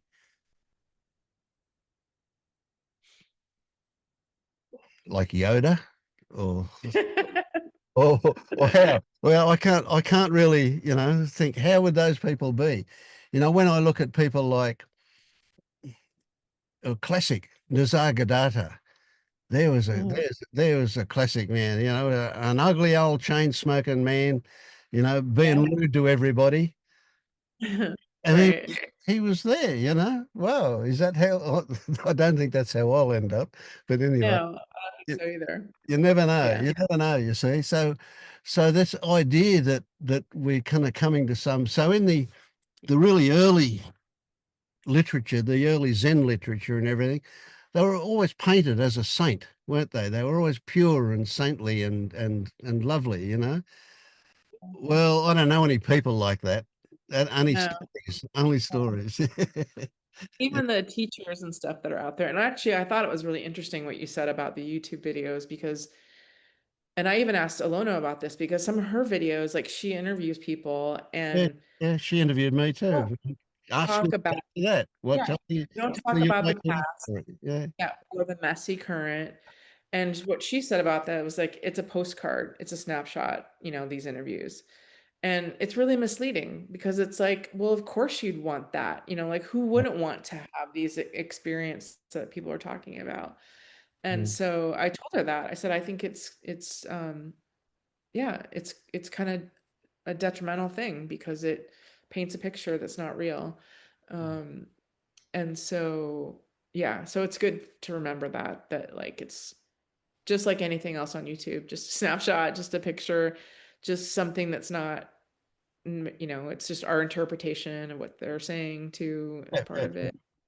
Um, So but if there's this place beyond where I am, where people are really awake, really enlightened, I don't know about it. yeah, So maybe I'm not awake even, maybe I'm not enlightened. We don't call it that, like essentially what's happened here is I just see things differently to most people, yeah, out there, most people that I come across, and I don't discuss it with them because they're pretty usually very set in their ways. I actually had a little go at describing something at lunch. It was my 58th wedding anniversary yesterday, and we went out for lunch today with some friends. Uh, and I had a little go at describing something to them about this, including your wife, right? 'Cause she was there. and my wife was 'Cause there next to me. And she's been there, as soon as I right? said, "Oh, that's just a story, isn't it?" My wife went, "Oh, here we go, stories." So, yeah, mostly I don't even be bother to even try and talk about this stuff with people that aren't into this stuff.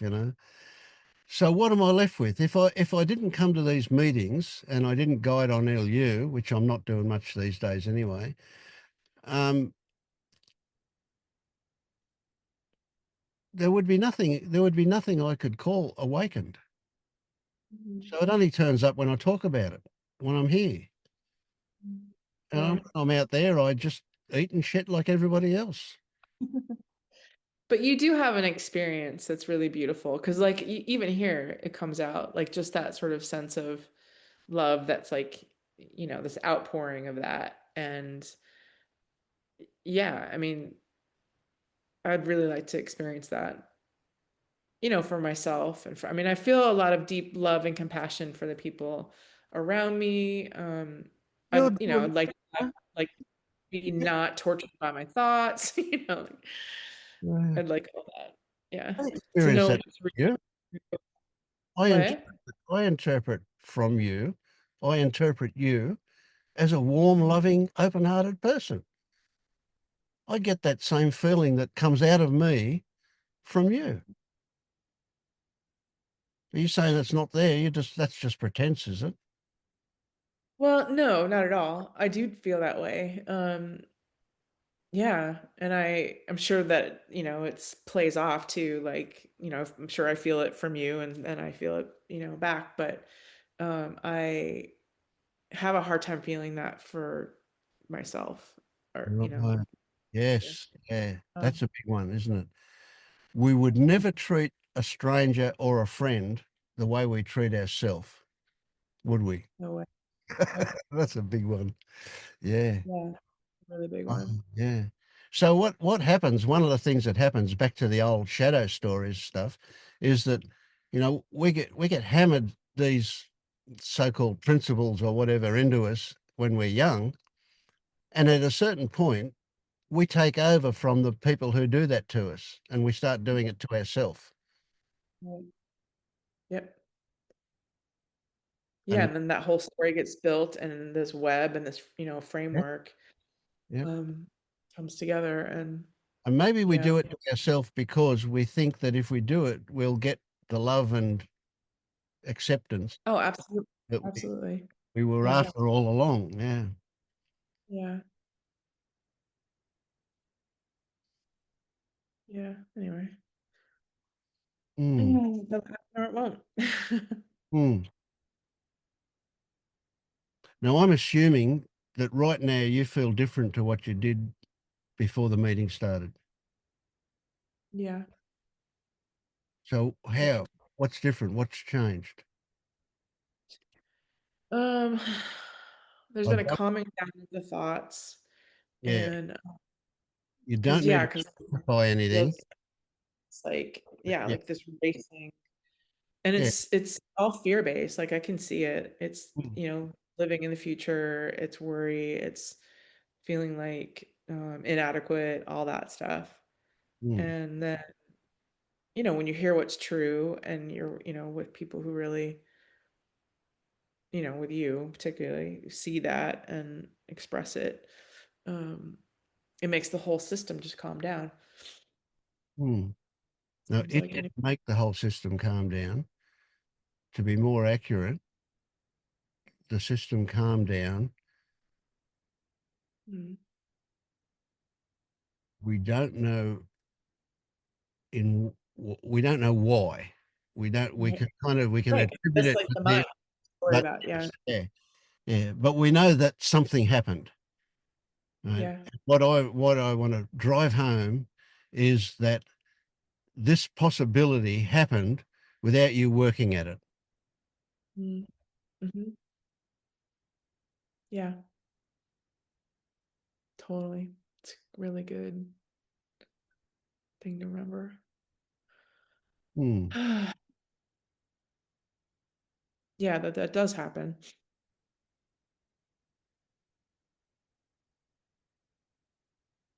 Mm,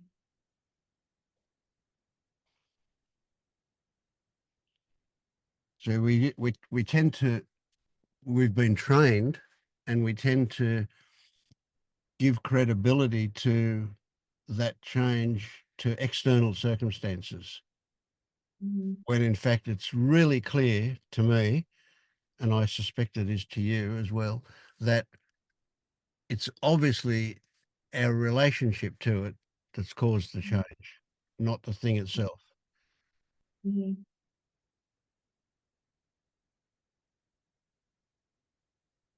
Yeah, I have a friend who says, and she's not part of this, but she says the thing is never the thing. Yeah, exactly. I agree. 100% big time. Yeah. So it's never about what comes up. It's always about what triggered it, what's Yeah. behind it, what's underneath it. Yeah. Yeah, and then the mind just creates some story starring me. Yeah, of course. Yeah. Yeah. I've just started writing a story today actually about the voice. The voice. Somebody put it in terms of the specialness of my thoughts. My Mhm. voice. It's my voice that's doing the thinking in. So when I hear the thoughts, I'm hearing it in my voice. That's not always the Yeah. case, especially if we're traumatized. It can often be somebody else's voice, but so there is a special relationship to thoughts that are my thoughts. Yeah. They're worth The definitely. narration. Yeah. Yeah. Mhm. Yeah, totally. I mean, if I hear somebody else agreeing, if I hear somebody else saying something that I agree with, I put it in terms of they agree with me. Not Mhm. not I agree with them, but they agree with me. See, so Mhm. I love that. I love getting confirmed in what I believe.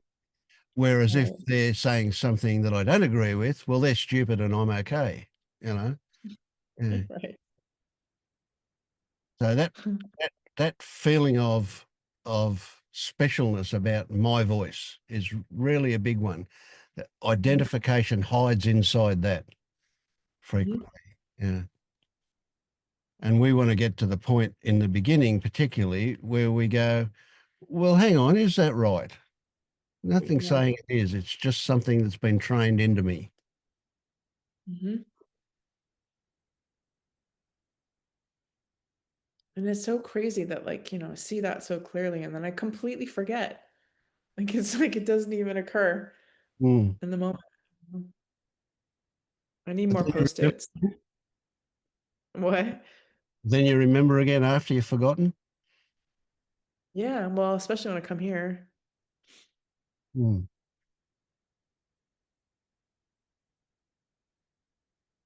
Yeah, because it just becomes like this churning thing, and then all the things I know to be true would just go away.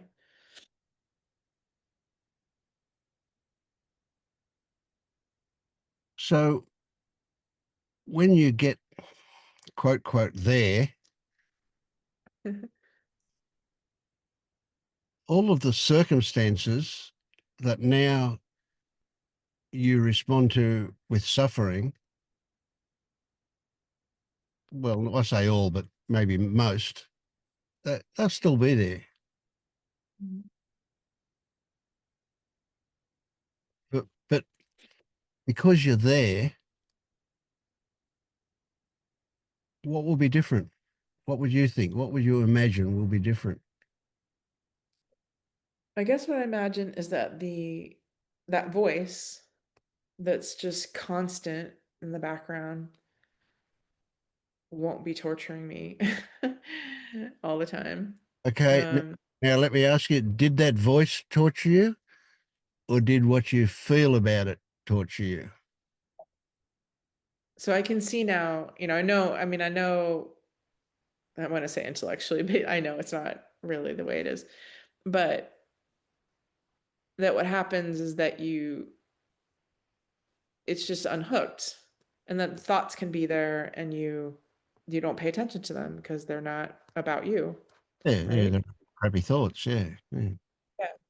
And so then it gets quiet. And so instead of it feeling like it's yelling at you, you don't believe that it's about you because you aren't there in the same way. Um, yeah, that's the hope. I also really hope for this sense of, a internal, um, yeah, internal sense of love and compassion. Um, yeah, because one of the big things right now too is this sense of deep loneliness, and like the desire to be, to find that in someone else. But now I know I can't. It doesn't work that way, that really what I'm looking for, I can only find in myself. But I don't feel that way right now. I don't feel that sense of, you know, all I see is the, not to go off on another topic here when there's other people I'm sure that want to talk, but um yeah, you get the, the rom media blitz of, what romantic love is. And yeah, and just wanting that, Mm, wanting the fantasy, even though I know it doesn't last and it doesn't. So there's something that had just came to understand that so clearly and then just stopped. I mean, went through a really painful divorce after being married for a really long time. And um yeah, and there's also this sense of urgency, which has kind of always been there, but now it's like, okay, I'm not 25 anymore. And, like, yeah, this feeling of being alone and not having that person to lean on or, to kind of go through life with is really painful. mm. But I also don't want to like do what I've done before, which is to, be in relationships with people who, you know, Mm. aren't aren't good for me, or whatever. Like, yeah. Yeah, I want it to come from a place of wholeness and, care for myself. Yeah. And And do you accept that? Can you see that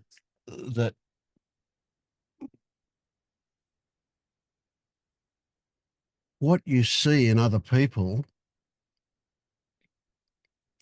reflects how you feel about yourself, towards yourself, Mhm. and that as you get, let's say you change in a certain way, that will attract, invite people Mhm. who are similar to come into that space. You can see that. Yeah. I mean, I can see again, like conceptually that, we create what we're looking for in other people. I mean, I was married to somebody who, I mean, my therapist even said at the time, like, I assigned things to him that weren't there at all. Mm. So I created this person that I needed him to be, Yeah. for whatever. And so, and with him, it was really easy because I mean, it's a long story, but like he's British, he's very reserved, there was no conflict. It was very polite. And um, so there was all these elements that made that easier because, he didn't have a very strong personality that just kind of, and you're just busy raising kids and going to work and whatever. Yeah. Yeah. Um, so anyway, so when we got divorced, I saw this completely different person that I didn't know existed. It was just this, it was part of the actual trauma of the whole thing was just like recognizing I'd been with this person for 25 years I didn't really know at Mm. all. Um, so anyway, that's a long story. But so I want to do things differently and I want to, yeah, choose someone who doesn't reflect what Yeah. obviously still think, Yeah. or whatever. I want Two that to things change. you just said. Two things. I want to do things differently, and I want to choose. Right. Yeah. I know. Yeah. Yeah. Yeah. I know you know, but you don't realize you're saying these things until they're pointed back at you Yeah, sometimes. I know. Yeah. Exactly. Yeah. So that happens or it doesn't. Yeah. So no matter how, let's say Mr. Wonderful, Mr. Absolutely fucking perfect turns up, right? He couldn't be better. He fits every one of your bills. You do realize that you still don't know him. That still Yeah. it's your interpretation of things and your stories about him that you're relating to. Right. Yeah. Yeah. Yeah. It can still be really It's, wonderful, can be absolutely amazingly wonderful, even recognizing that that's your interpretation of him. yeah. What I really want too is like to not need that, to like be so happy and content in myself that it's just an add-on. Yep. And I'm not looking for someone else to Well, fix yeah, that's the whole. beautiful. I love that. That's perfect because you're not going to attract a needy person who wants you to Right. be a particular way in order to make them feel whole. Exactly. Yeah. Right. But so when? And how do I be patient in the meantime? Because that's what it feels like. It feels like I'm just waiting Well, for let things. me put it to you this way, and it may not be right, but you're not ready yet. Yeah. What you see as Mr. Perfect now is going to be different to what you see as Mr. Perfect in a month or two from now. Yeah. So essentially, it's too early for someone to turn up because they can't possibly be the right person for you at the moment. I know, but Once I'm this sick of settles down, then it'll it happen. for Yeah, such a long time. I mean, it's been 5 years since my divorce, yeah, and ready for something else. So I get that. Yeah. I'm So just putting up. it brings us to this really amazing, tricky point of,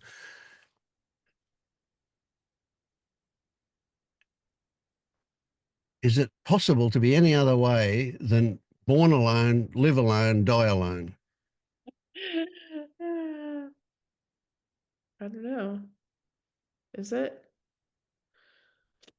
Well, it depends where you look I at mean, the I'm getting storyline, how you're isn't it? saying that, but it's not true. That it is true that we, That's you know. right. But at a certain level, from a certain perspective, you can see that's true. Right? Now we're just excluding things like being able to share with somebody else. Right? But even when we share, let's say that we feel really heard. Mm, It's about us I'm talking about, isn't it? We feel really heard. yeah, We could turn around and say, "Oh, they heard us. They understand me." yeah, We don't know that. We right. just go, "Oh, I feel like they understood what I was saying." Yeah. Yep. Because So I started to do it again, like after when in a relationship after I got divorced, which is what sent me to say, okay, I'm not ready. Was I started doing the same thing. Like I was creating again like this person and yeah, making assumptions about who he was, and he wasn't that. He yeah. really wasn't. I was again like If creating you're some. needy, you will do that. That's the way it works. Yeah. Mm. We all do it. Everyone does it, but they don't know that they're doing it. And And then that's once you right, know, exactly. Yep. yeah. And here you go. When you're awake, you'll still do that. Except the difference will be you'll see it. You'll know that you're doing it, and it will have a different feeling about it. Right? Okay. You won't be dependent on that for survival. Yeah, And at the moment, it feels a bit like a survival issue, eh? absolutely. It does. Yeah. So your personality isn't going to change radically, at least Mhm. not on the outside. And those things that you've been that have conditioned us continue Mhm. to have an effect. It's just that, the grosser extreme things we Mhm. we we're doing this to. We're not going along with it automatically. That's all. Yeah. Right. Okay. So the things that you're suffering from now aren't the reason why you're suffering. It's your Mm. your relationship to them is where the suffering is, not in the things themselves. So the things themselves will still be there when you wake up, but your relationship to them will be different because you'll see them for what they are, rather than add meaning to them that causes suffering. Mm. Right. So it's a tricky one to say that when people wake up, suffering stops is fairly accurate, but to say that suffering is not there because they're awake, that's not true. Right. Like Yeah. you said, it's just a relationship. Mm. Thing is not the thing. Yeah. Uh, so that's good to, I mean, again, another good thing to hear because it does feel that way. It feels like, oh, I'm not happy because I'm lonely or the job situation's this way or whatever. You can almost Um, reverse that. You can almost say that those things are that way because of the way you feel. It's not quite true, but it's closer to the truth than the first way. right. Yeah. Wow. So the job situation, very much like the relationship situation. Again, what will turn up because of your attitude and what you invite.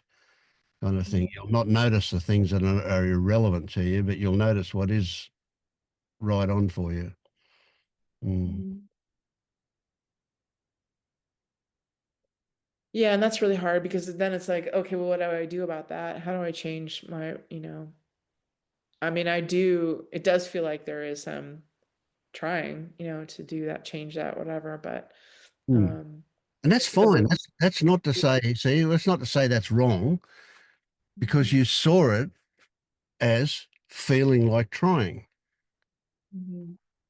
You didn't say I was trying. You see, so what your words reveal to me an appropriate attitude, an appropriate relationship to those things.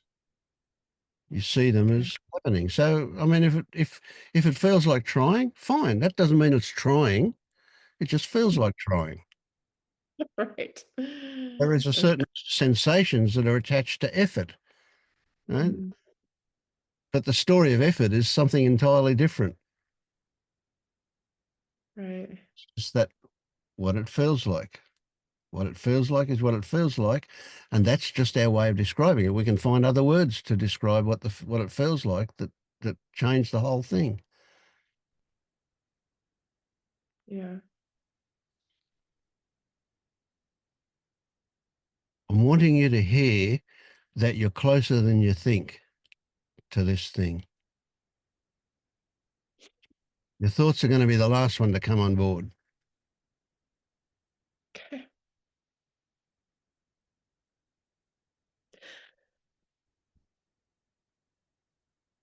Yeah, I'd like to just drop the freaking seeking too.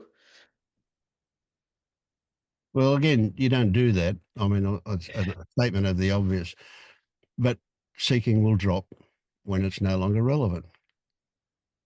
And that will be way before you've found everything. So the whole idea of the concept of seeking is that you're seeking for, looking for something. Right. Right. And when seeking drops, it doesn't mean that there's not more things to happen. It just means that we're not grasping for them. Yeah. We're not obsessed with owning them.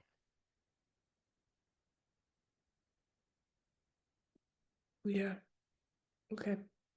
So here's a possibility. It's a pure fantasy at this stage. You could walk away from this meeting awake.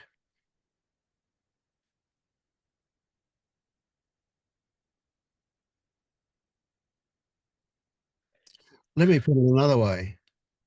When it happens for you, it will always be now. Can't possibly be any other time, can it? Oh, it's so weird to think that because it doesn't seem that way. Mm. That's because as a seeker, It's somewhere in the you future. can only look into the future. Yes. Yeah. Yeah. And I know that. I know it's not true. I absolutely know, even though I'm not experiencing it. Mm.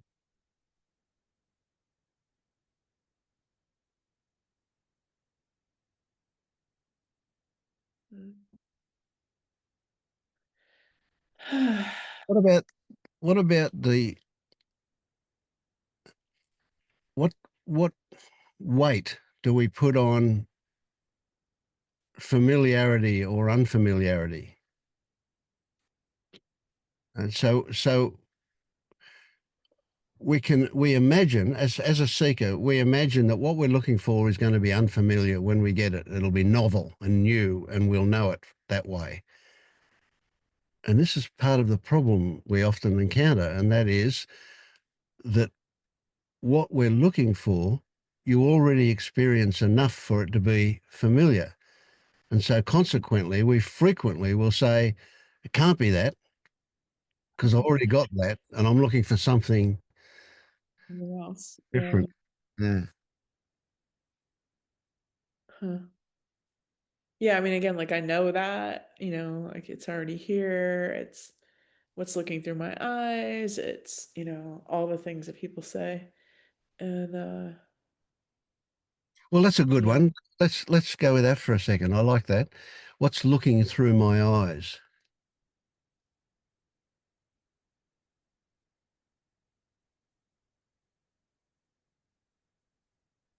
How literally do you believe that something is happening, that there is something looking through your eyes? If I I was do. a dual teacher, I'd be saying, yeah, that's awareness or consciousness. Right? Right. But I'm not. Right. I'm not saying that at all. What are your thoughts about what's looking through your eyes? What's noticing? What's noticing the noticing? I don't know. Right. But Good answer. I I do know. know that it's the same thing that like, makes my heart beat or, you know, Right. Okay. So, allows so a good one. whatever. Do you think Mhm. there's something that makes your heart beat? Is it that something that disappears when you die? Is that what does it? Yeah. So is it well, we call it a soul? Well, no, no. It No. isn't. And that's interesting. Yeah, I don't know. It Mm, seems like there is some energy or whatever, that's mechanism that's working all of this. yeah, And that isn't the body. It's like again some energy that's mm. um I mean Do it you, is really clear that there is no Christine involved in any of that. mm, Like that it's something else. I don't know what it is, but yeah. yeah. So it's a bit of a problem with language, but we've got this. Is it possible that it's not a thing, Mm, either tangible or intangible thing, that is doing the looking, that is behind any of this stuff? Is it possible that, and here's a trick, and this is one that like I just, it's here. It's so big that mm, a happening can exist without it being done by anything or anybody, or being done to anything or anybody. The existence is the happening itself, the movement, the change of whatever's going on. That exists. So a question that was asked for me really early on, that I anyway, that is it possible for there to be experiencing without an experiencer experiencing something? So getting around language, getting around that, is it possible that there can be just the experiencing? mm. Uh yes, but mine can't. Yeah. Absolutely, you got it. Perfect. The mind can't cope with that. Definitely not. Language can't cope with that, because language is made for to be a subject and an object. So it can't cope with that either. But in experience, it can. Mm.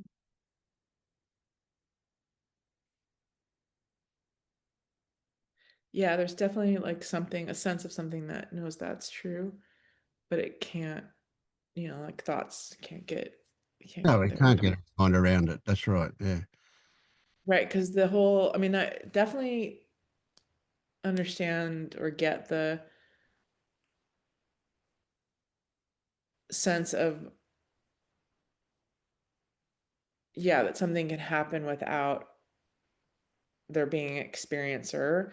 It's the no subject object of what's making that happen that seems Mm. to, yeah. So if we say the what's making it happen, it's purely the story that I come up with, that it's just the conditions necessary for it. Mhm. and we don't need to define them. We don't need to go anywhere with that, right? So it's just a story. So what I really mean is I have no idea. I don't know Right. why a happening happens, Mhm. how a happening happens. But I do know that a happening happens because I experience happenings all the time. Mhm. Yeah, it's that experiencer that's where that hook comes in with, Mm, the person experiencing that. mm. And can you Mm, see that metaphorically, as soon as we own it, we put it in a bag, we yeah. confine it, we cage it. Yeah, and then it seems solid even though it isn't at all. Then we put a label around its neck and we put an ownership badge on it. Yeah. Mm.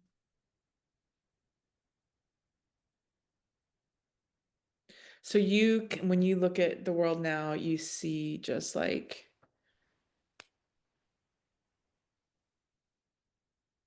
that everything's a verb. Like that there is happening, there is um I can't think of the words now. Yeah, You yeah, know, yeah. I hear your question. I get happens that. or sleeping happens, waking But I happens. don't think about it. I don't see that because I don't think about it. But the moment I think about it, that's what comes up. Yeah, sure. Um, I mean, I'd love to give you beautiful esoteric descriptions about how I see the world, but Yeah.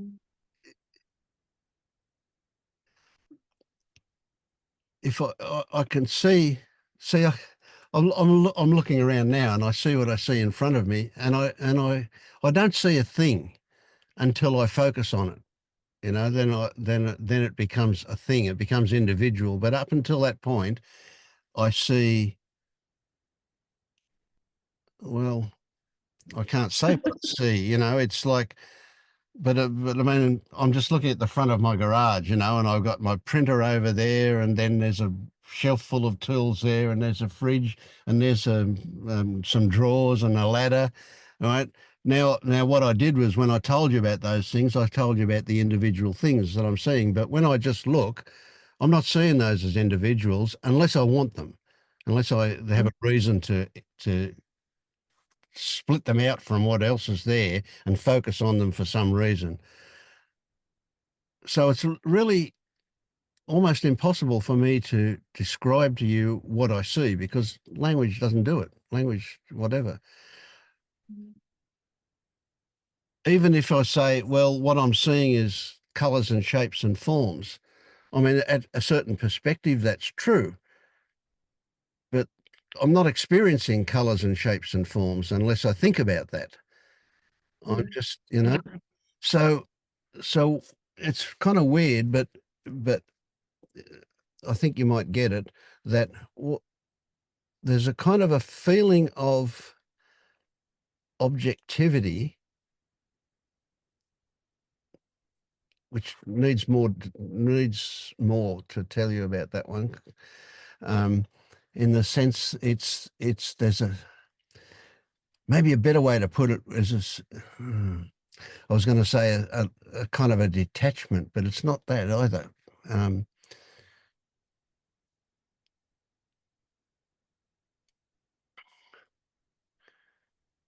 let's just say there's a sense, a certain sense. Don't put too much stock in it of objectivity about that. That objectivity meaning that it's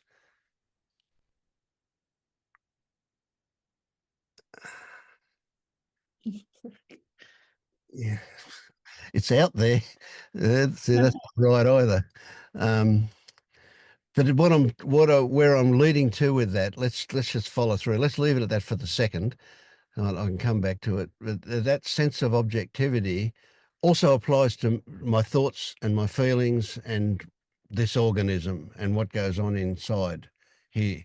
Right. So there's that same sense of it just being there. It just is. That's probably a better way to put it than objectivity.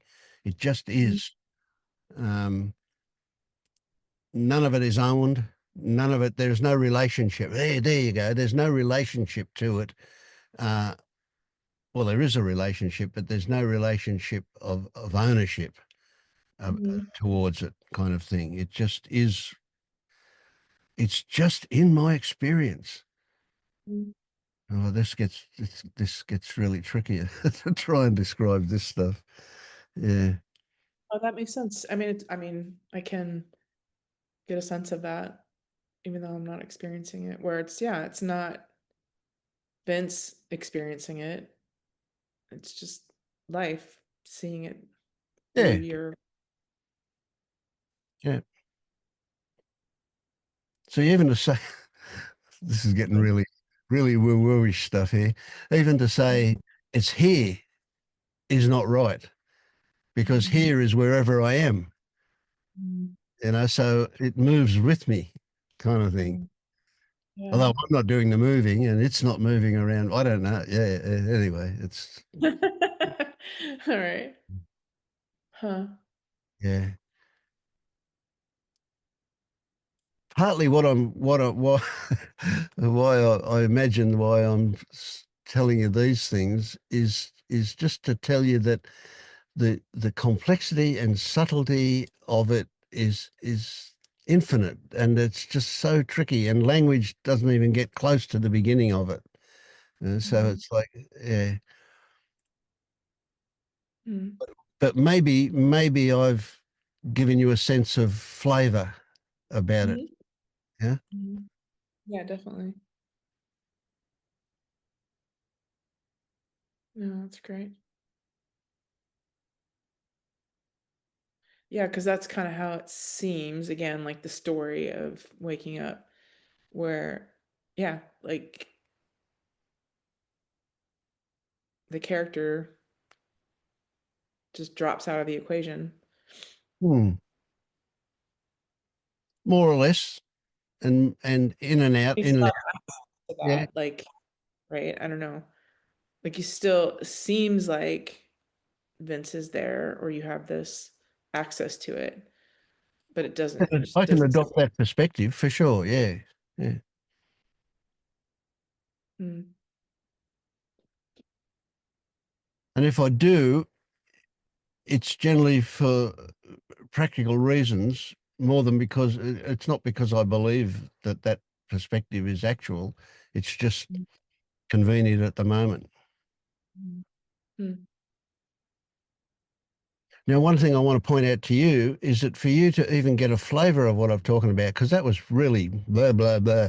Now, and yet you gleaned something from it, and I'm telling you that you gleaned something from it because it's part of your experience.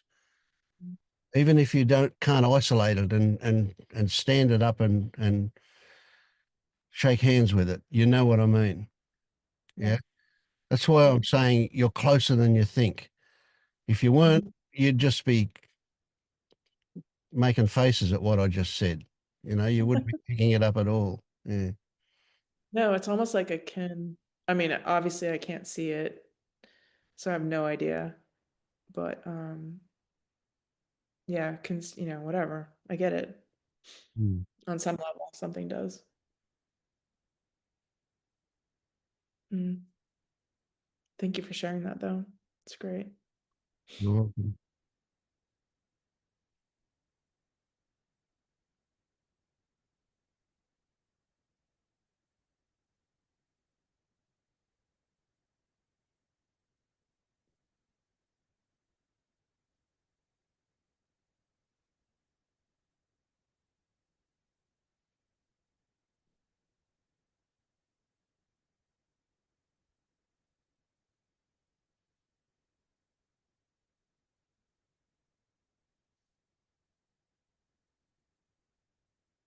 I could sit in the silence all night. It's beautiful. I'll let someone else share. Taking a lot of time. Thank you so much. You're very welcome. Yeah. You're up, Tammy. How are you? Hey Vince, good to hear you guys. Um, Yeah, I guess I'll share that a few things.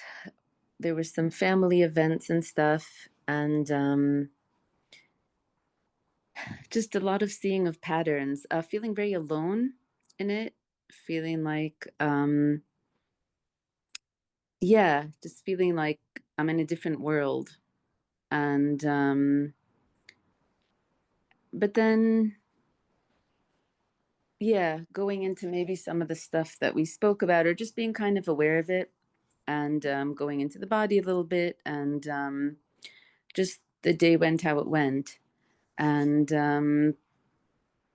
but I think also wondering how much my stories about them are true and how much they're helpful, because I've been going through processes of like maybe looking at them differently or looking at our relationships differently, and wondering how much of that is true, and does it matter if it's true or not, and is it helpful. So that kind of stuff of like, different stories about them kept me in suffering for many years, and for the past 2 years I've been having different stories about them, which allowed me to like detach a bit emotionally from them.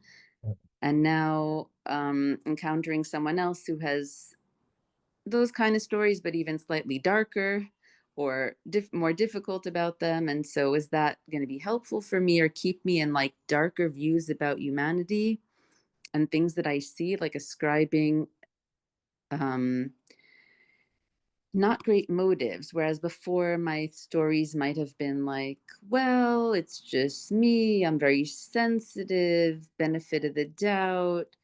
Um, Everyone's equally smart and good and kind, and if I'm unhappy it's all me kind of thing. And now it's more like, don't have to deny reality. Some actions aren't good and kind, some motives aren't good and kind in general about people in my life, or just people I encounter on the street, just seeing things a little bit more like people pushing each other, yelling at each other, just basic everyday human things, or bumping into each other and not considering each other.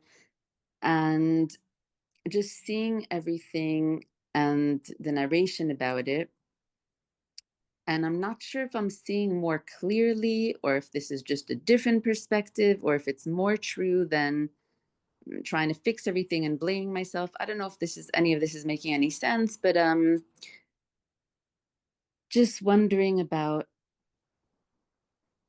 yeah, if it's true or not true, and if I'm seeing clearer or not. And I guess just feeling a little bit down or sad about the world and humanity, and I don't know, maybe a little bit about what Christine was saying about finding anyone um, to relate to or to get on with. And yeah. Um, and on the other hand, um,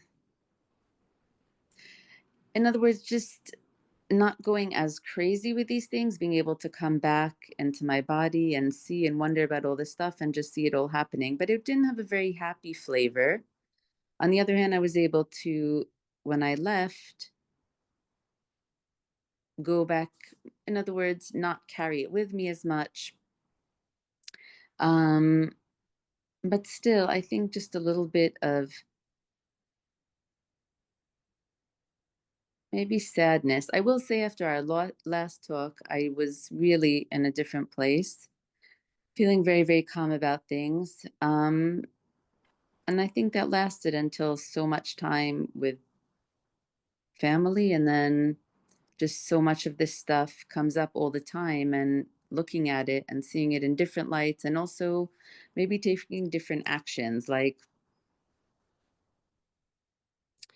noticing more that I'm doing things and wanting things from people that it's just not going to happen, and where I kind of cause my own suffering. So being aware of the patterns and not necessarily going into it as much, into trying Mhm. to get water from a stone kind of thing. And but I don't know if any of this has to do with awakening or anything, but I'm just kind of describing my experience of yesterday. But Yep, yep. It's all got to do. It's all good stuff. Yeah, yeah. Okay, I like what I'm hearing.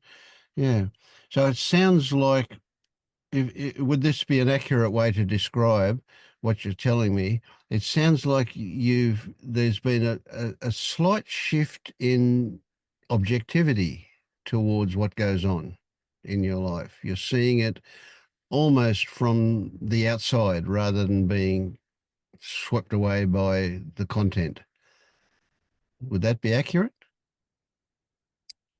I think I've always had this kind of thing that I'm always watching myself from the outside as I'm going through things. So it doesn't feel that different than when I was a kid. But when I was a kid, it was more like the flavor of what if someone was watching us? What would they see? And like just watching from the perspective of the front door, kind of whatever was happening Mm, in place. So it doesn't matter what I was telling it, it was always observing it as well as being in very strong emotions. right. And now I guess it's similar. It's just a little bit maybe Yeah, just a bit. dying down or something, not dying down, but like a bit toned down, I would say. But it's Mm, the same, not easy feelings there, and then wondering if it's them or is it just me who's too sensitive or would like something more out of family or humanity, or like, is this unkindness or is it just me? Is this, competitiveness or jealousy or lack of yeah, yeah. like all these things that just seem wrong, wrong, wrong, wrong, or not how I would want things to be, or not considerate, not kind, not okay, but also at the same time not going as crazy from it. And yeah, I'm just wondering if this new perspective is more true, what I'm seeing and naming as their behaviors, is it more true than mm, blaming myself? Like, am I actually seeing more clearly now their behaviors, Mm. and that's giving a flavor of a bit of sadness, and rather than going into self blame as much or shame, but also wondering how true those things are, and is this perspective helpful for me in going through life, and how can I find a perspective that will allow me to go through life joyfully? Or maybe there isn't. Maybe I just have higher expectations that people will be kind, considerate, present, not perfectly, but a little bit. You Yeah, know yeah. what I mean? Not just completely self-absorbed, bumping into other people only out for their own sake. Like, um, and so a bit of sadness about that, and yeah, I get it. I and get a it. bit of aloneness maybe. Yeah, If you ever find that world, send me an invite. I'd love to go there with you, where people are considerate all the time and so on. not all the time, but a lot of the time. Just more, I think, just more. Yeah, Yeah, yeah, yeah. like that. The focus is on connection, on building up, on inspiration. Like just a little bit that, rather than just So answer me this one. If you were to change the word true to accurate, so let's find an example and try that. Let's say something that you were questioning whether it's true or not. Find me an example of that, and let's try it with the word accurate and see if that works differently to the word true. Can you come up with something that you can use as an example? What's some, Yes, absolutely. Every single thing. That's exactly it. Um, so any kind of behavior or raising a voice or certain words or things said or pushing into people so physically, like any kind of these things, is it accurate that that is not coming? Like, I guess it's more about the motives, but also, okay, yeah, right. So all right, so here we go. We've got a couple of things here, right? yeah. You can say, "I see them that way." Is that true? Are they actually that way? Is that would that be a good example? So you're saying, "I see them that way." Is it true that they are that way? Is that Is it true that that was not kind or not considerate? Is it true that that was in anger? Is it true that they're only thinking of themselves and being inconsistent? Like, are these right? Okay. interpretations or seeings true? Yeah. Or accurate? Yes. So accurate and true would be the same in that case, wouldn't it? Yeah. Yeah. So or would it be more accurate to ask this? is my interpretation of them and their motives accurate or true? Right. Does that make more sense in terms of ultimate accuracy than to say the first thing that you said? So all I we do, don't see we put in, difference. I'm saying it's my understanding of it or my interpretation. Is that all right, so you're really, asking yeah, that question. Is it is your interpretation accurate? yes. Yeah. So I'm a bit flummoxed as to what can exist that can tell you an answer to that question. You can't possibly get an answer to that question. How can you know whether or not that's true?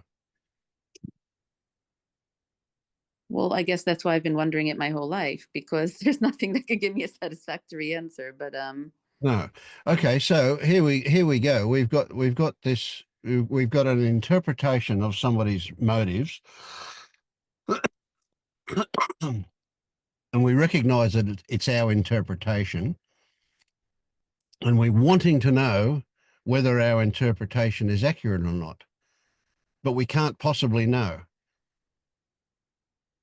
So even if you could take that person and put them in the hot seat and grill them like a police interrogation or something, right? You're still only going to get their interpretation of it, which might or exactly, might not be accurate, eh? exactly. And any psychologist would say something else, and a friend would say something else, and Yeah, like, exactly. So there's and no on a different day, I say something else. yeah, So yeah. So there's no possible answer to your question.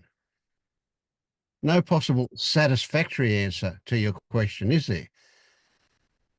but there's also about the behaviors themselves. In other words, but I guess maybe not. Like if someone bumped into me, is that them being selfish or inconsiderate or just unaware and self-involved? But either way, it's not, in other words, they didn't apologize or they didn't, in other words, Okay. Regardless, we'll hang them. Okay. no, like regardless, it wasn't a world that I'm happy to live in. You know what I mean? It's not, it doesn't feel to me nice. It doesn't feel that I would want my kids around that. It doesn't feel like I would want to tell anyone to be like that or feel that that's a good way to have society. Like it doesn't feel like that brings joy or health or relationship or Probably community. right about that. But the reality is that the world's full of people that accidentally bump into you or worse. They're there, aren't they? You're not going to find a world without that happening. I've been trying, but Like as I say, send me a ticket when you find it. I'd yeah. love to come to that world. That'd be brilliant. Yes. But That's those are more benign examples, you know what I mean? That's the yeah, simplest, most physical example. And I'm more talking about like what happens in closer relationships, I guess. I mean, all of it, all of it. But it just yeah, seems people are barreling through, um, I don't know, controlled by impulse or self-involvement. I don't know what it is, but yeah. not very aware, not very, not relational, not kind, screaming at others, just, Yeah. and it doesn't feel fun for me. It just causes a lot of sorrow and suffering and feeling of aloneness. Oh, So that's not the cause of the sorrow and suffering. It's involved in it, but it's not the cause of it. The cause of it is that you think it's wrong. That's where the sadness and the suffering comes from.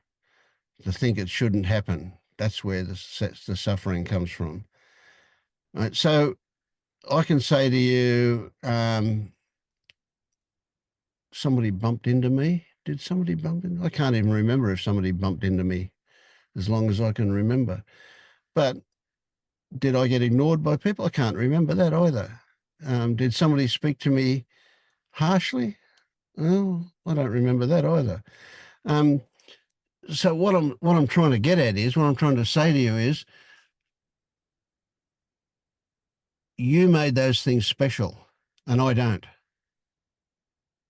I know I recognise it, and I put it this way: the world is full of arseholes and lesser than arseholes. But I mean, the world is full of people who are inconsiderate, full of people who say things for whatever reason they say things for. Maybe they want to get an ego enhancement of their own, or maybe they just want to get to where they're going faster, or I have no idea. It doesn't matter. The world is full of it. The world is not the way I want it to be, yet I don't have a problem with it.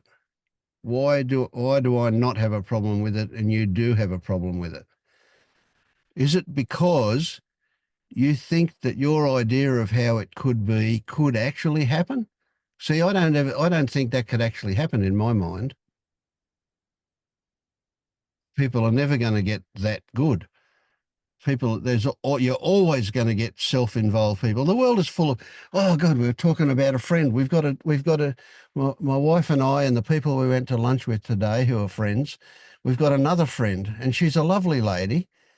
It turns out she's a conspiracy theorist and an Islamophobic person, right? So she's got this stupid idea about Muslims and all these other really weird conspiracy theories she believes. And yet we mostly weren't aware of that until we come across some of her Facebook posts, and then we realize I that's the way she is. Yeah. I can't believe you just said that, because I literally had the same exact experience. I wasn't sure if to bring up, but for the past month, I've been speaking to someone online about this family relational stuff and all kinds of stuff about the world and stuff. And like, he's very much into helping, like, whatever, repair family stuff, whatever it is, doesn't matter. Anyway, the loveliest fellow. And I just looked at his Facebook 2 days ago, conspiracy theories. And I didn't know how to handle it. So Isn't I it went amazing? Yeah. yesterday to the family and I said to my sister, I'm like, oh my God, I'm blown away. I thought, well, wow, this person is amazing. They're really going to help. And then it turns out he's wacky. Like, it's not just like opinions, it's like conspiracy about the world. And I was like, wow. So Yeah. I said to her, I'm so disillusioned. Like, even the people I think, oh my God, this my dreams come true. This person can help. They understand. They're intelligent.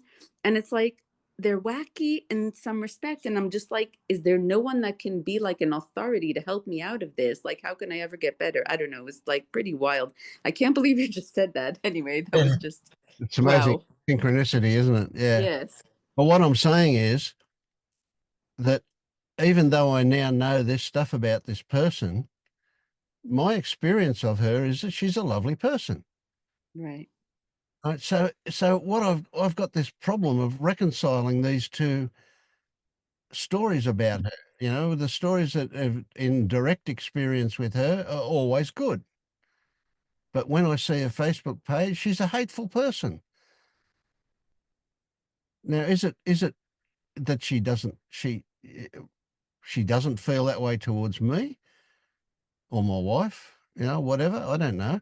Is it that what? So I can't reconcile those two things.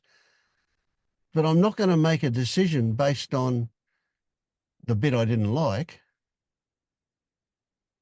I will continue to be her friend, all the while knowing that she's got these wacky ideas.